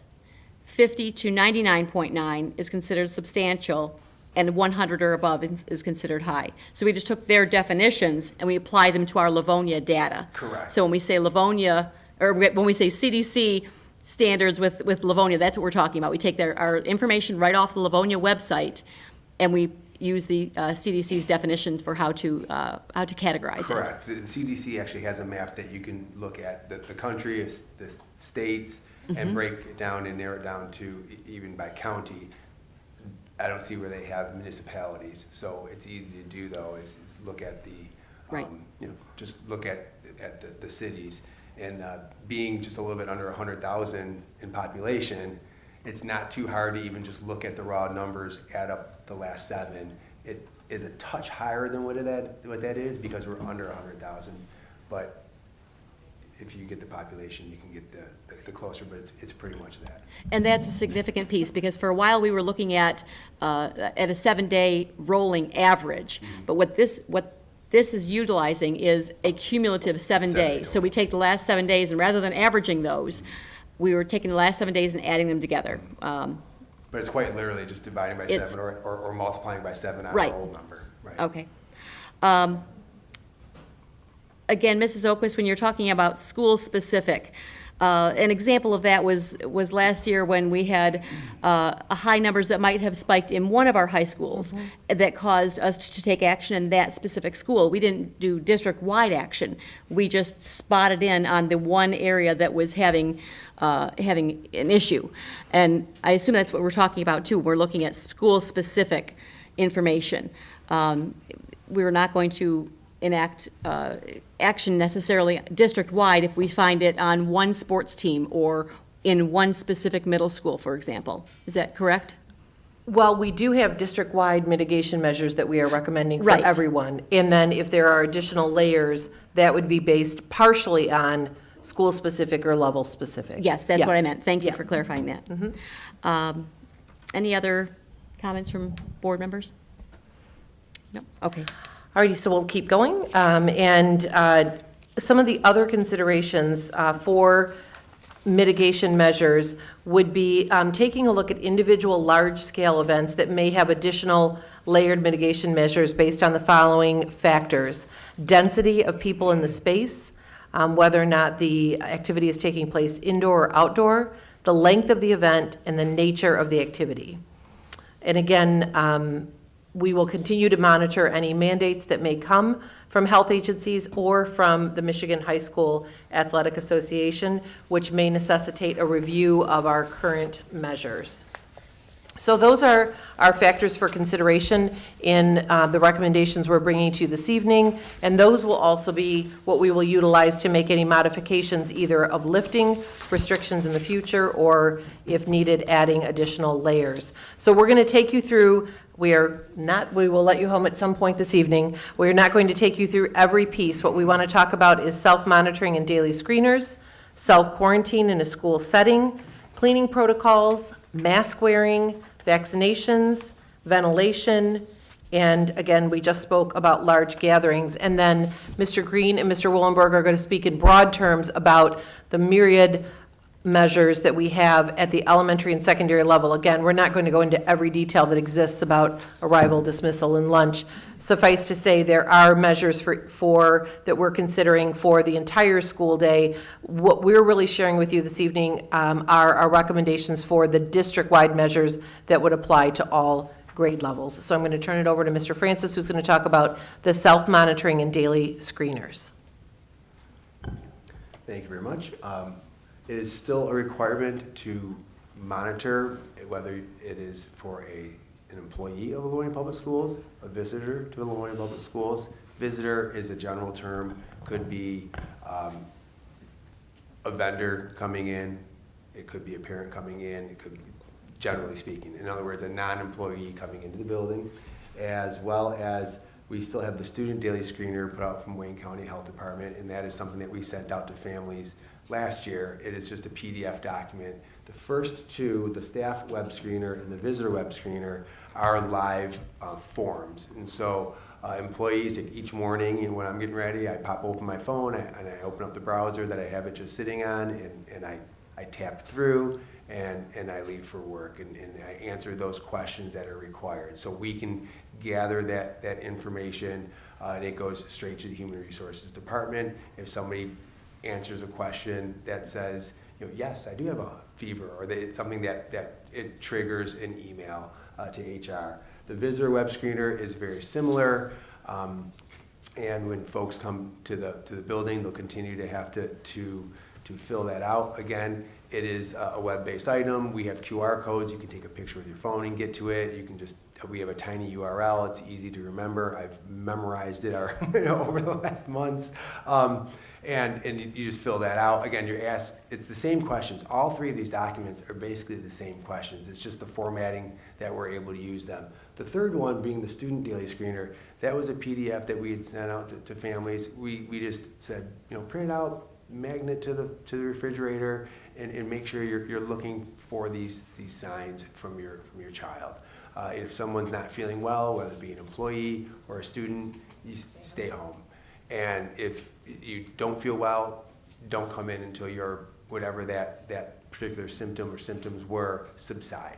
That's basically the plan. And it is something, though, from an HR perspective, with regard to our employees, we are still required to gather that information. So we're continuing the screener. It's a very simple item. It sounds like, screener sounds somewhat, I don't know, it's basically just working with your child or working with your employees to say, if you're not feeling well, if any of these things are true with you, you shouldn't come into work or you shouldn't come into school. And so that's a big partnership with families, with the parents to say, please do the screening with your children, and it's a partnership with our employees to say, you need to hop on your phone or your laptop or wherever the case may be and fill that out. Thank you, Mr. Francis. Now we want to talk about self-quarantine for a school setting.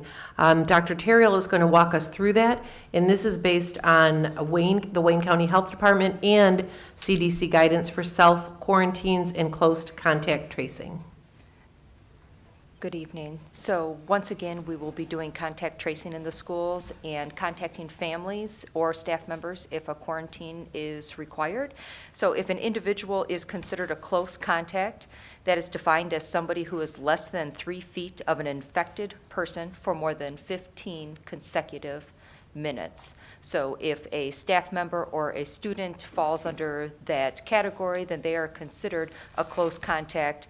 And the quarantine is for 10 days, and they may return to school or work after 10 days as long as they are 24 hours symptom-free. So they may not return to school symptomatic. There are some following options that we have to shorten the quarantine that are acceptable alternatives per the CDC guidelines. So again, a quarantine can end after day 10 as long as they are symptom-free and they can return to school or work. A quarantine can end after day 7 when the following conditions have been met: a negative PCR test and no symptoms during daily monitoring. So the specimen for the PCR test may be provided within 24 hours of the time planned quarantine discontinuation. So that would be 24 hours before day 7. They must quarantine for 7 days. And again, if they have a negative PCR test as well as no symptoms, they may return to school or work after day 7. We also have a no quarantine period is required for close contacts of a positive COVID-19 case. Number 1 is always the individual must be asymptomatic, so not exhibiting any symptoms. And one of the following applies: within the past 5 months, the close contact had a positive confirmatory COVID PCR test, or the individual is fully vaccinated, which is defined as 14 days have passed since the close contact was vaccinated with the second dose of the Pfizer or Moderna or the one-dose Johnson & Johnson, or the potential exposure to COVID-19 occurred in a classroom while both the positive COVID-19 case and the other individual were masked, and they had at least 3 feet of physical distance between them. So again, an individual will quarantine for 10 days and may return to school or work as long as they are asymptomatic. They can return after the 7th day as long as they are asymptomatic and have a negative PCR test, or they do not have to quarantine if they are asymptomatic, can show that they are fully vaccinated, can show with a positive confirmatory PCR test that they have had COVID within the past 5 months, or if the close contact occurred in a classroom where the positive and the close contact were both masked and had at least 3 feet of physical distance between them. Mr. Centers? I just had a clarifying question on number 2. When it says quarantine can end after day 7, if they have a negative PCR test, and it says 24 hours, you said 24 hours before the 7th day, is that correct? So we're talking basically the 6th day? Correct. Okay. And one of the things that we looked at, that was a good deal of feedback that we received from our staff, from our families, from our students, that extended, at one time it was 14 days, which was extensive, 10 days also. And while we certainly want to be, again, responsible, we also want to be reasonable. And as we took a look at our data with regard to students who were close contact quarantined and whether or not they then contracted COVID, we felt comfortable utilizing this acceptable alternative based on the CDC guidelines to have the quarantine end after day 7, again, with the negative PCR test and no symptoms during daily monitoring. In that 7-day period, there'll be a weekend in there somewhere, so that really shortens the school days down to at maximum 5.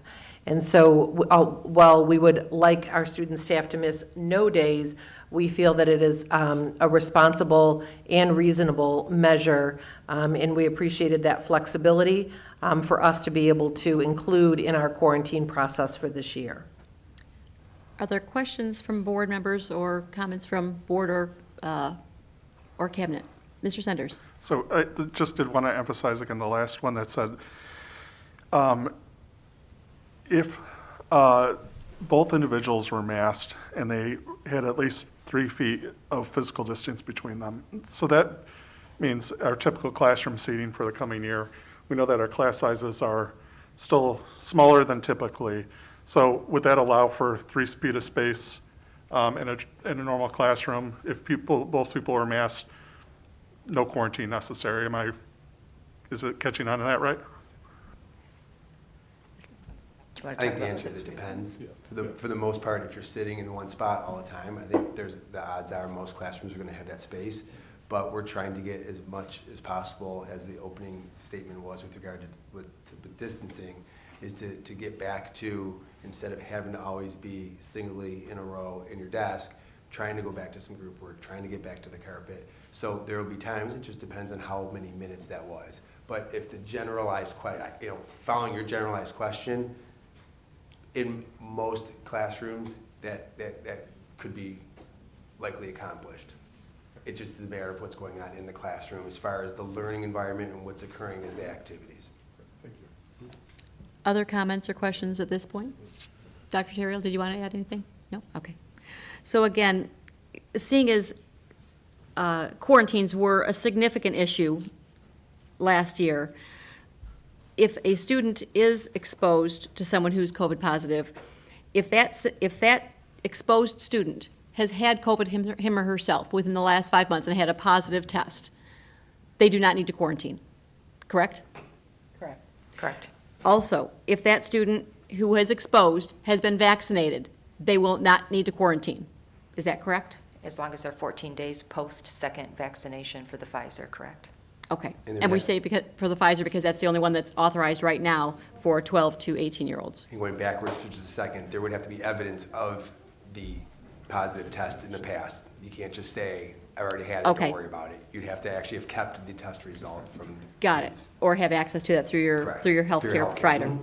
And the So- other, President Burton, caveat is that they must be asymptomatic. They cannot have any symptoms Correct. either. Okay.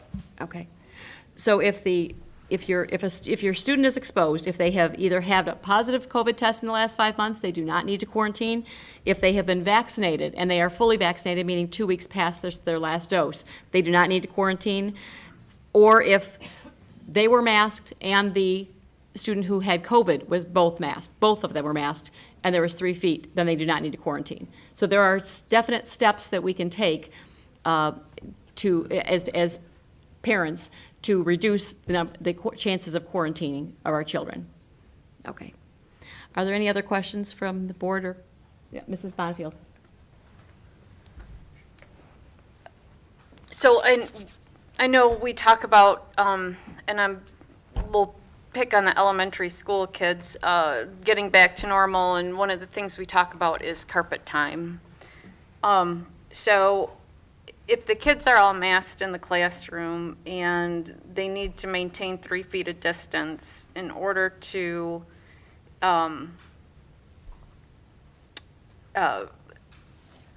avoid quarantine, what if parents, from my viewpoint as a parent, I would say, I don't want my kid to miss any school. I don't want them to go to carpet time. I don't want them to be within 3 feet of the kids. So I think there's a little bit of, I find a little bit of not saying it very well. I think if we're going to say that the kids, if they are within 3 feet of each other, I'm concerned if we're putting them in situations intentionally that bring them 3 feet to, less than 3 feet together, and then we are looking at a potential quarantine situation.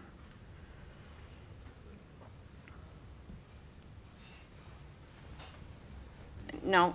Mrs. Opus, did you want to address that? We certainly have talked about that, Mrs. Bonnefield, and I can respect that. I think in talking with, in getting feedback from our staff and getting feedback from our administrators, they feel strongly that our students being isolated from one another for another year as they were last year, where they had to be separated, they couldn't commingle, they couldn't work in small groups, weren't able to come to the carpet. Again, these don't have to be extended periods when we do that. It could be for a story, it could be for a 10-minute mini lesson, but that one of the things that we had talked about was the importance of those learning and interactive opportunities being very, very important for our student learning experience.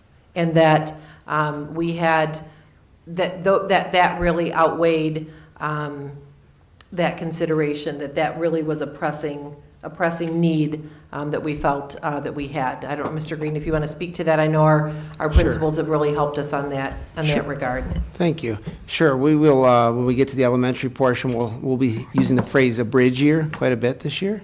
And I look forward to speaking a little bit more in detail about that. But that is, as Superintendent Oquist stated, one of our main priorities this year is, as all educators know, no 2 years is the same in any situation. And so how can we continue moving the needle forward? And those type of activities you'll hear are desirous of our leaders in our buildings and of our educators and of our parent feedback we received from last year as well, to have more of those normal activities taking place for our students. Any other comments at this point? Mrs. Oquist? Okay, we'll move on to the next section, and it's relatively brief, but just with regard to cleaning, hygiene practices, et cetera, that will continue from last year. It's our intention to, we have the equipment, we have the product, we have the staff that will continue during the day to hit the high-touch areas. All of that just makes good sense, really, at any time. But I am proud of our custodial staff.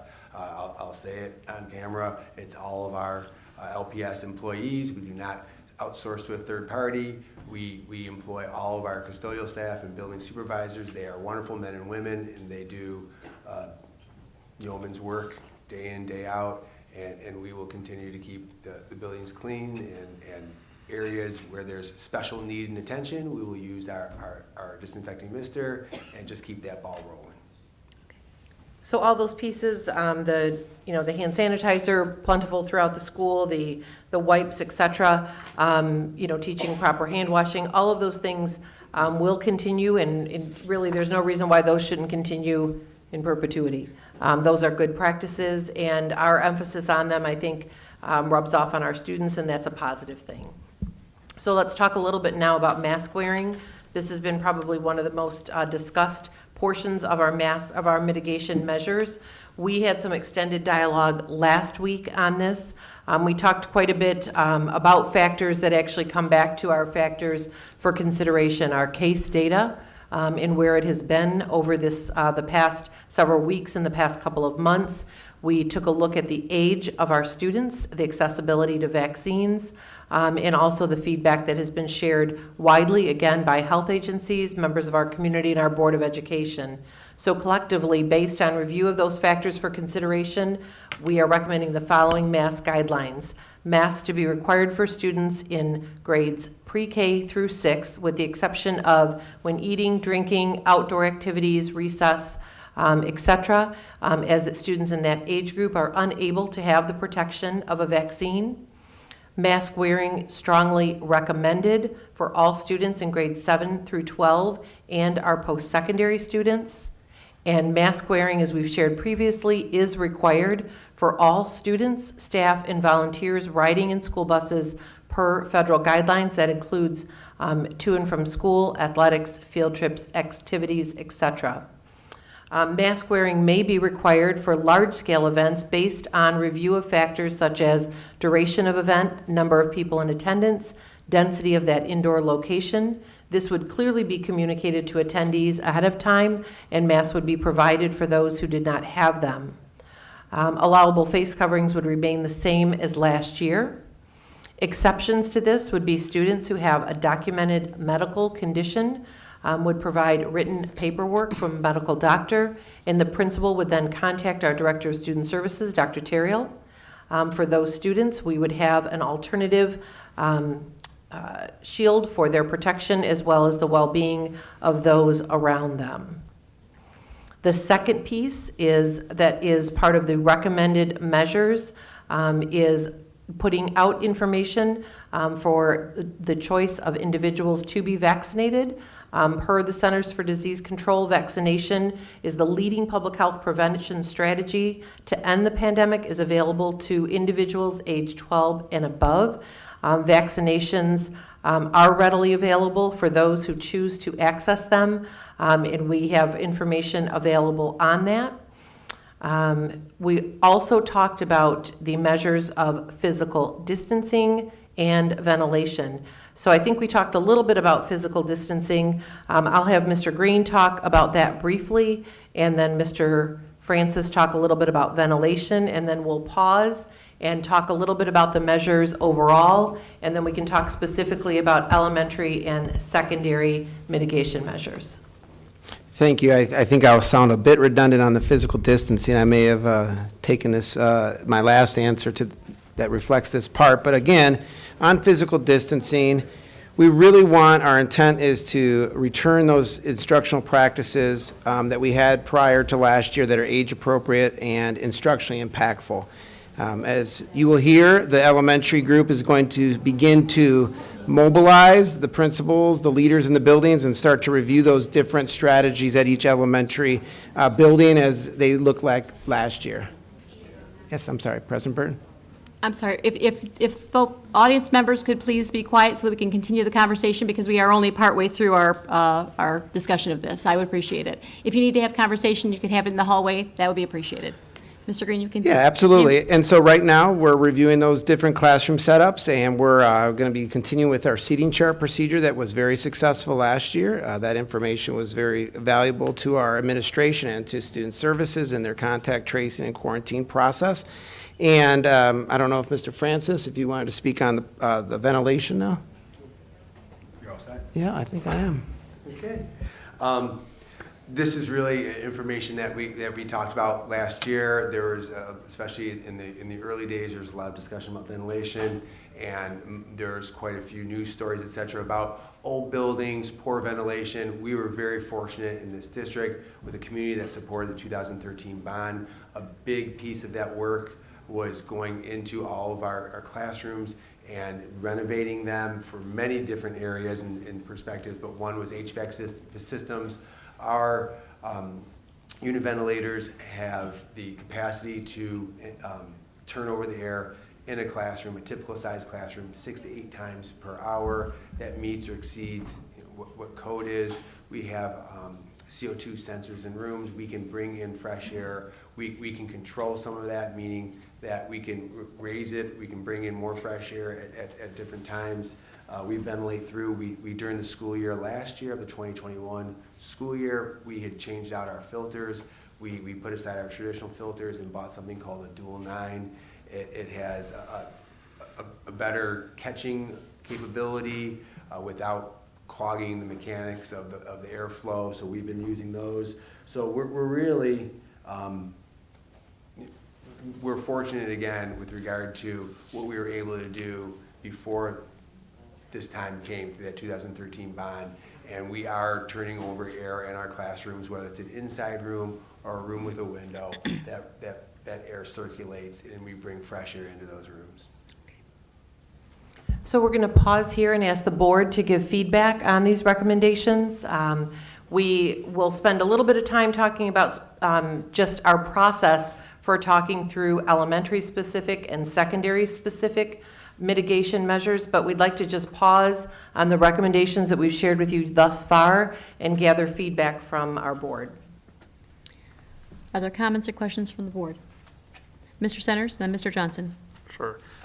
First, I want to thank everyone for their hard work. I think it's clear that these are very thoughtful recommendations. They're guided by something. They're guided by data-informed decisions. And they are very thoughtful for our students and our school community. So I know there was a lot of work done this weekend, nonstop, especially by our superintendent, Mrs. Oquist. So, you know, these are very difficult decisions. I think everyone in every district recognizes this, and they're contentious everywhere. And there's reason for that, because they are tough decisions when they're talking about health and safety of kids. So I am supportive of this plan going forward, and that's all I got, President Burnham. Thank you. Mr. Johnson. At this point, I just had a question. Mr. Francis, we talked about the ventilation and turning over 6 to 8 times a day. Are there any? Hour. Oh, that's an hour. Are there any kind of industry standards that we go by, or that fits into? We've had all of our HVAC systems when they were put in balanced. We have a company that we are a third party, not part of the mechanical engineering, that comes in afterwards. All of our systems were put in from building by building throughout the bond, and they test and they make sure that it is meeting minimum code with regard to airflow, et cetera. So the 6 to 8 per hour for that size room, that is pretty much the standard or above. It's actually above. I think 5 is an excellent rating. It's right around like 5, 6, and so we are turning it over. We actually, at the beginning of last school year, opened it up a little bit more, brought in more fresh air purposely. We turned on the system a little earlier. We're always trying to be energy efficient, but we were turning them on a little earlier, bringing in fresh air earlier so it could actually circulate through, because it would be off during the night. So those are the types of things we're doing and continue to do. Okay. Thank you, President Burke. Other comments or questions at this point? Mrs. Jarvis? Thank you. I appreciate the special consideration to quarantine time, especially with regard to last year. Last year, it seemed that students who were sent home for close contact quarantine missed more school than kids who actually were homesick with COVID. And so this looks like that's been addressed, and I think in a very reasonable manner, because it is likely that our mitigation factors would help with controlling that spread. So thank you for taking a look at those numbers. Mr. Johnson. Thank you, President Burton. I echo Mr. Center's comment that clearly there's been a ton of work that has gone into these recommendations, and it is a very contentious issue, but I look at the mask wearing as just one component of these all measures. And although I favor a choice, I think this is a reasonable compromise to those folks. I think overall the plan is designed to create a safe environment for our students.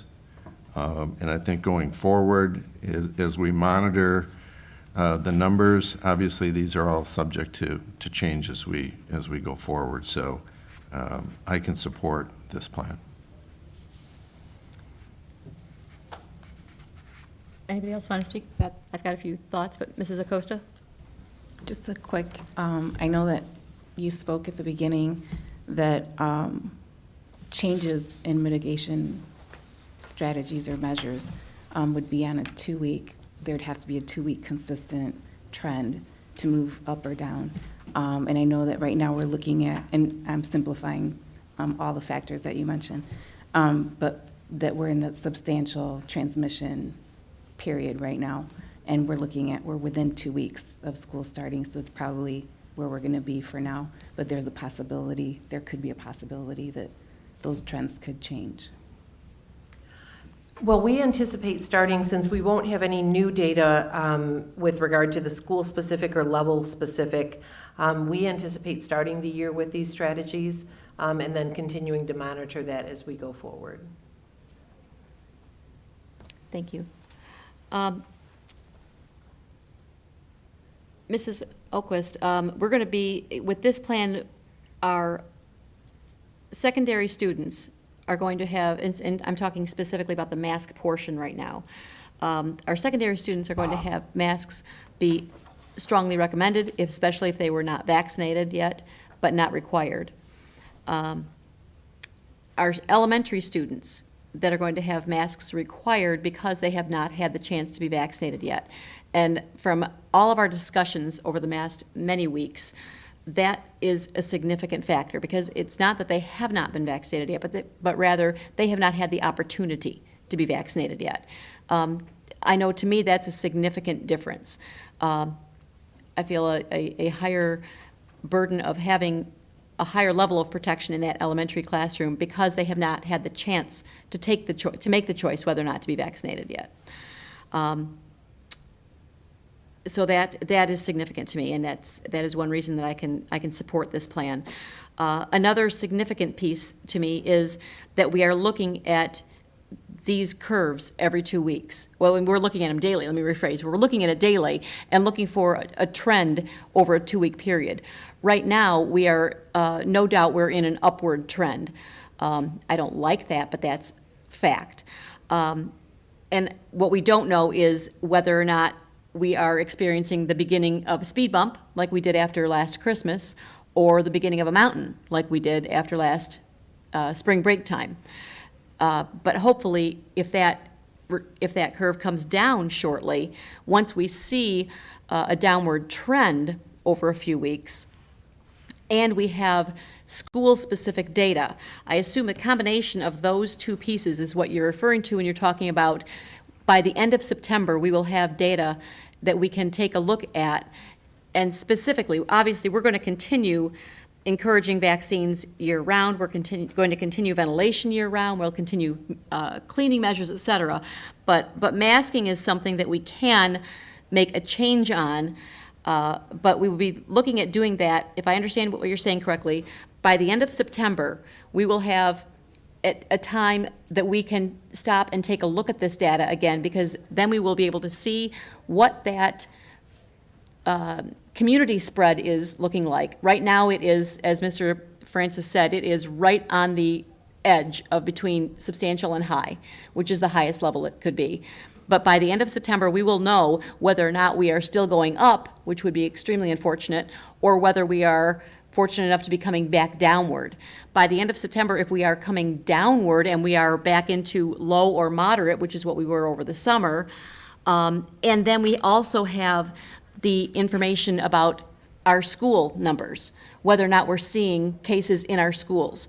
To me, those are two very significant pieces of information by which, at the end of September, we can reconvene this discussion and say, do we need to continue with masking at the elementary level, or is that something that we can discontinue, at least at that time? So I guess I'm asking for clarification. Am I understanding correctly that by the end of September, we will have more data to look at and we can readdress this issue, knowing most of our mitigation measures are going to continue all through the year? But by the end of September, we can look at this again, knowing we have more data at that time, and determine whether or not we need to continue on because it is the safest thing to do, or whether it could, at that point or in the future, potentially be made mask optional at the elementary school level. Well, those would be 2 of the 5 factors. We would look at all 5 factors. So we would be looking at the local case data, the specific school specific, the age of students, and whether or not there has been any change in regarding access to vaccines, the Wayne County case data, and then the local CDC transmission levels. So we would be taking a comprehensive look at all of those and making a determination of which mitigation measures we will continue.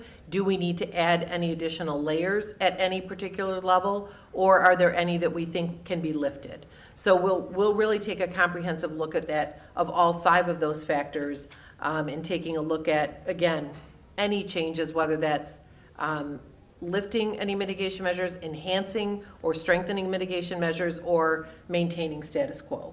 Okay. What we do know for sure, though, right now, is that the plan, assuming it has consensus this evening, the plan will continue at least through the month of September. And then we are going to, I mean, we monitor this daily, but we're looking at a minimum of this plan and through the end of September, and we will continue to monitor it and make determinations from that point forward, whether we are adding or removing any mitigation measures, and throughout the whole year.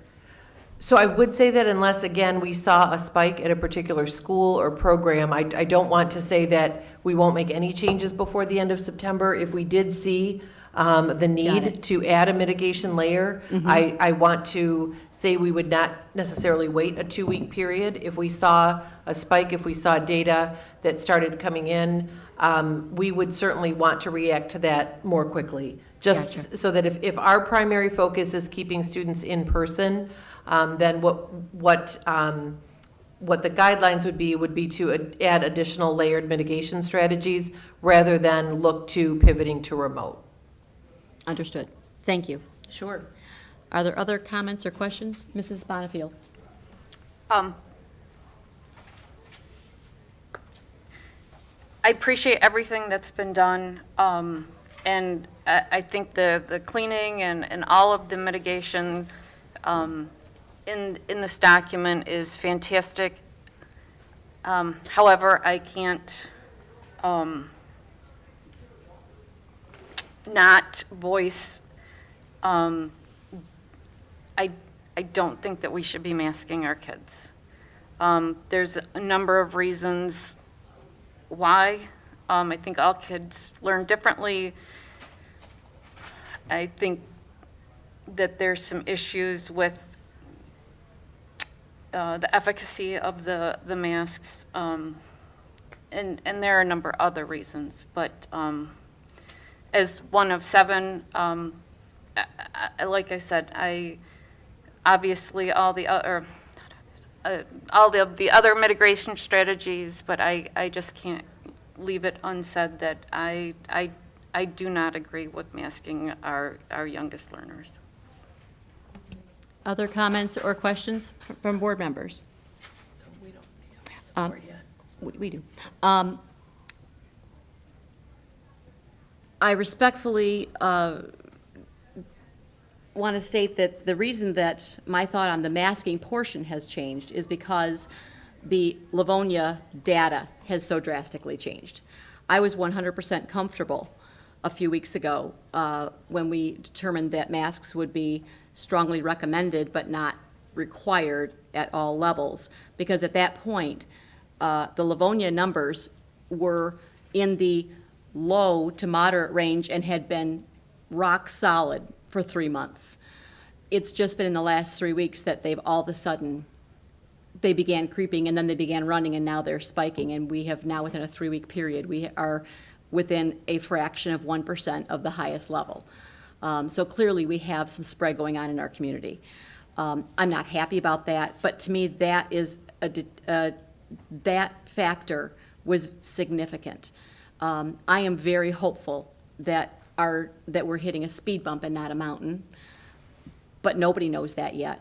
And because our specific community numbers have gone up so drastically, that is why I have changed my opinion on masking in our elementary school, because they are the only group of our population that has not had the opportunity to have a vaccine yet. If and when they have the opportunity to have a vaccine, or if and when our Livonia numbers come down, I would very much like to readdress that. But for now, looking at this plan in totality, I can support it. I think that it is as reasonably thought out. I mean, it's been incredibly thought out. It is as reasonable in its conclusions as it can be.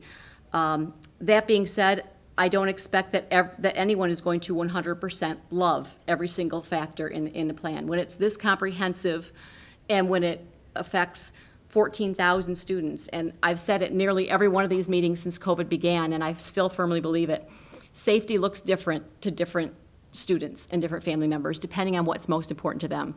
But there's COVID safety, there's other physical safety, there's social emotional safety, there's mental health safety, there's academic safety, and depending on what your child needs the most or what your family may have highest need of or highest area of vulnerability in, that will determine what area of safety is most important to you. So I don't expect that 14,000 students and all of their parents are going to absolutely love every aspect of this plan, but it is my hope that we can get behind it as the most reasonable plan that we could put together. And in hopes that our conditions of our own community allow us to ease up on this as soon as is safely and reasonably possible.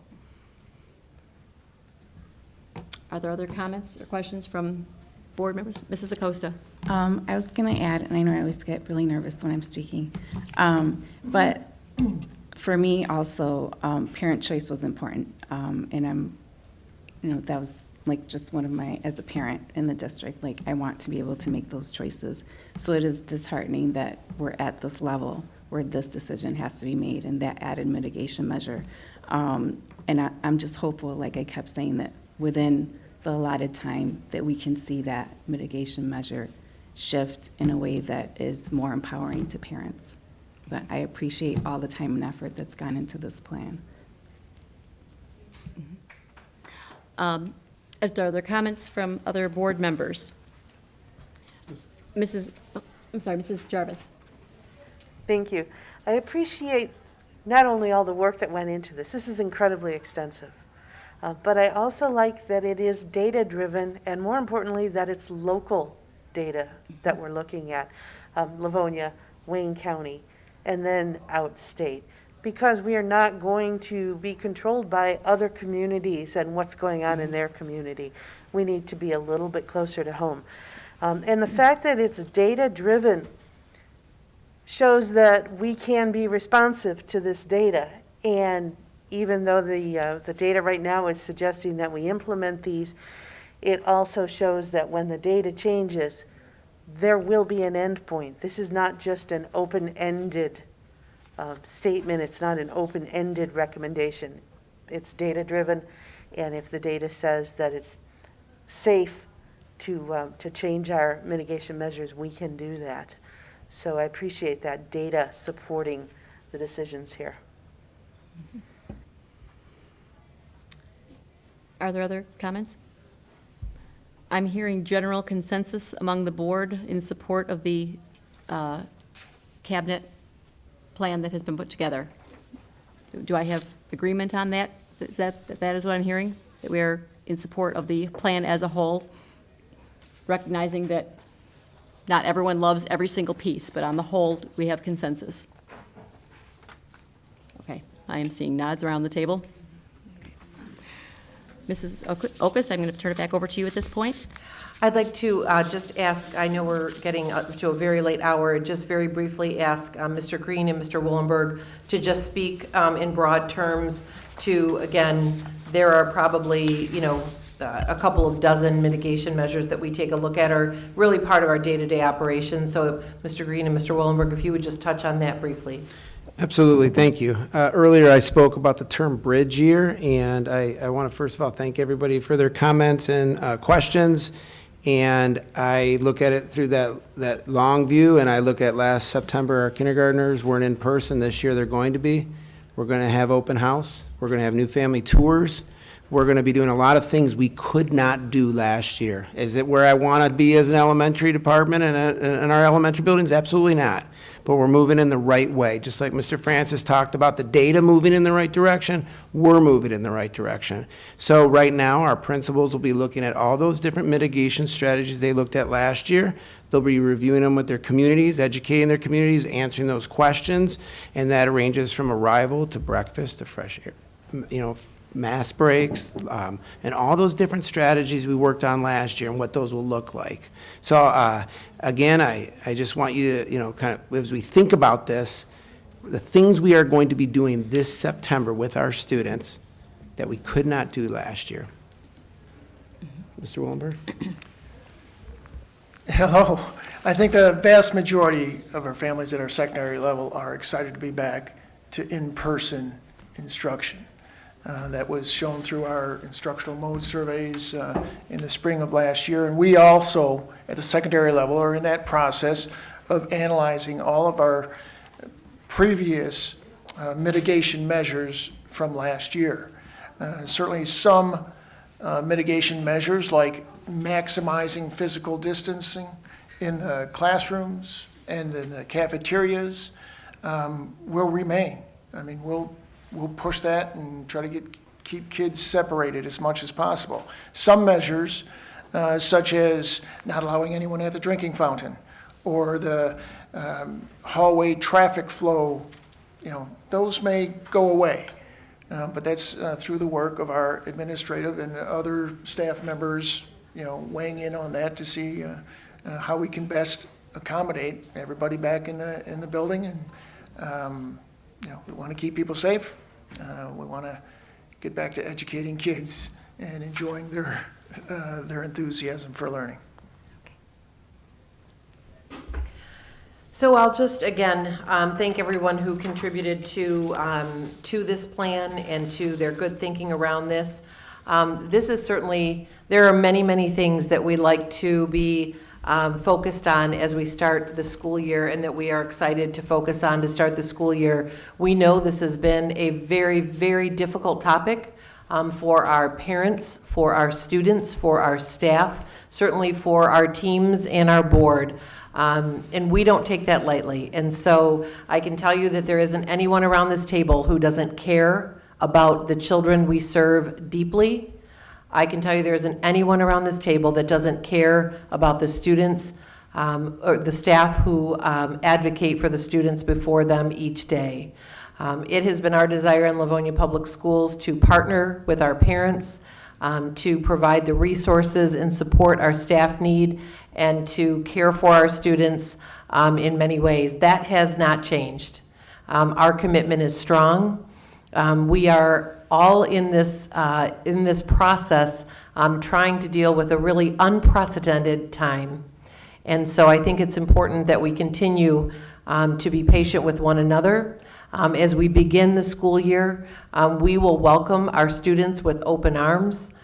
We are thrilled to have them back in our schools. We hope our parents will continue to partner with us. We are here to support our entire school community, including our staff, And we are eager to get to the first day of school. We look forward to being first day greeters out at our schools, welcoming our students, and knowing that that is the very best place for them. So I am respectful of all of the thoughts that we have heard over many, many weeks, and want to share my confidence in the people that are dedicated in Livonia Public Schools to serving the students. We will be there for them from day 1 to day 180, and we look forward to the year beginning with them. I'd like to just echo Mrs. Oquist's comments. When you think back to a year ago right now, our staff was coming into our buildings, and our students weren't even coming in until October. We were one of the rare school districts that actually got our kids in school full-time every day from October on, with a few speed bumps of spikes where we had to take some action. But I'm incredibly proud of Livonia Public Schools. I'm incredibly proud of the immense amount of work that our staff went through, all 2,000 over the last year, to get us so we're looking out of the tunnel finally instead of into the tunnel. I'm thrilled that we get to go back to school. I'm thrilled for the rest of the kids around the state of Michigan that are all going back to school. But I'm so thankful that we have a really comprehensive plan to make sure safety stays paramount with our kids so that we can keep our kids in school. I'm thankful, as Mrs. Jarvis said, for the mitigation measures that have been proposed so that the quarantines are not going to be as impactful negatively on our students. I'm very thankful for that. Very thankful for the folks who have worked in the medical world for the vaccines, because the presence of those vaccines has been a game changer. And the fact that they are available for so many of our students, and I'm anxiously awaiting when they are available to the rest. I certainly respect families' decisions, whatever they decide to do with that, but it will be a very happy day when every family gets to make that choice because they have it available for their son or daughter. So as strenuous as this process has been, immense amount of work on the part of our administrative team and our board members. I'm just thankful that we have gotten to today. We have a plan that we have consensus on, we can go forward on, and we can look forward to that plan growing, because I'm confident that the end of the school year is going to look even better than the beginning of our school year, and even the beginning is looking pretty darn good when you look at where we've been over the last year. So thank you very much to the entire team that has worked so hard getting our kids back into school. Any other comments on this item before we switch over to personnel? We have a few quick things to finish voting on, and then we will conclude for the evening. Our next item on the agenda is item 8, personnel matters. 8A is teachers for approval. May I have a motion, please? President Burton. Mrs. Acosta. Move that the Board of Education of the Livonia Public Schools School District accept the recommendation of the superintendent and offer employment for the 2021-2022 school year to the teachers listed on the attached document. Support. We have a motion by Mrs. Acosta, supported by Mr. Centers. And Mr. Abate, good evening. Hello, everyone. The group of new staff members we are presenting to the board this evening is comprised of special education and general education staff in the areas of social work, psychology, speech and language, occupational therapy, business, music and performing arts, elementary education, and early childhood. They are all well qualified to fill their respective positions and have been fully vetted through our extensive interview process. We're very confident they will perform at a high level and represent Livonia Public Schools in a manner that is consistent with our shared vision and collective commitments. These positions have also been included in the 2021-2022 budget and fill areas of need for our district. We're pleased to be recommending such a talented group of individuals to join our LPS family, and with your approval, we are excited to have them working with our students. Thank you. Are there comments or questions from the board or superintendent? Just welcome and congratulations. Absolutely, welcome. And Mr. Abate, do we have any staff remaining on layoff at this time? We still have 2 in the secondary ranks. One, I am told, has acquired a job in another district, and it's unfortunate because we just recently had a resignation. We could have brought him back, and he's a really good guy. But the timing sometimes just doesn't work out that way. So which leaves just one in the area of Spanish. There is something potentially in shared time that I was going to reach out and see if there's a possibility there. So we're working with that, but it's a specialized area, it sounds like. Correct. Gotcha. Okay, thank you. Any other comments or questions on this item? Seeing none, we have a motion by Mrs. Acosta, supported by Mr. Centers, for teachers for approval. Mrs. Bonnefield, will you take the roll? Mrs. Acosta? Yes. Mr. Centers? Yes. Mrs. Bonnefield says yes. Mrs. Jarvis? Yes. Mr. Johnson? Yes. President Burton? Yes, and that motion passes. The next item on our agenda is 8B, resignations, and this does not require a vote of the board. That's for informational purposes. And the next item is 8C, retirements. May I have a motion, please? President Burton. Mr. Johnson. Move that the Board of Education of the Livonia Public Schools School District adopt the attached resolution of appreciation for the services rendered by Eric Pudas. Support. We have a motion by Mr. Johnson, supported by Mrs. Jarvis. Mr. Abate. Yes, just the one this evening, Mr. Pudas, and I don't have to add years of service together for a big group, it's just the one, but it's 35 dedicated, committed, wonderful years to our district in the role of custodian, night leader, assistant building supervisor in multiple buildings.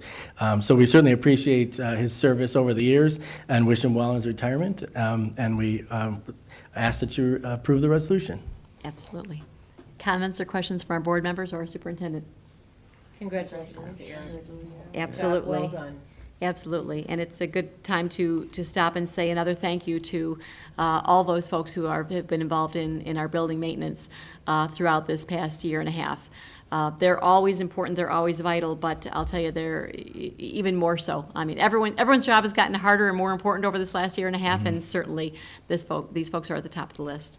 So, congratulations.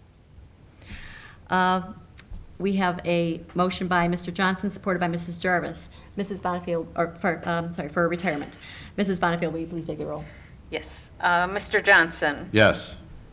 Mrs. Jarvis? Yes. Mr. Centers? Yes. Mrs. Bonnefield says yes. Mrs. Acosta? Yes.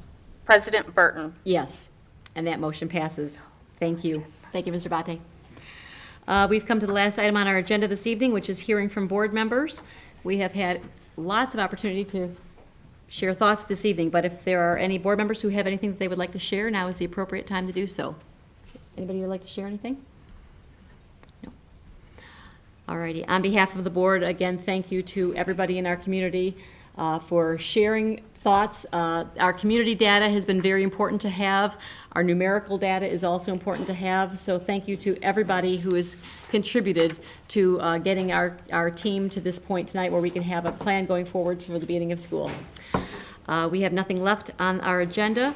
Again, thank you to Mrs. Oquist, who has been our fearless leader through our entire COVID process. When you think about it, really, this started a year and a half ago with 250 people that you led into mitigation measures for how can we safely do school in Livonia Public Schools, and it continues today. So thank you so much. You are a superintendent among superintendents. Thank you very much. We are adjourned. Have a nice evening, everybody.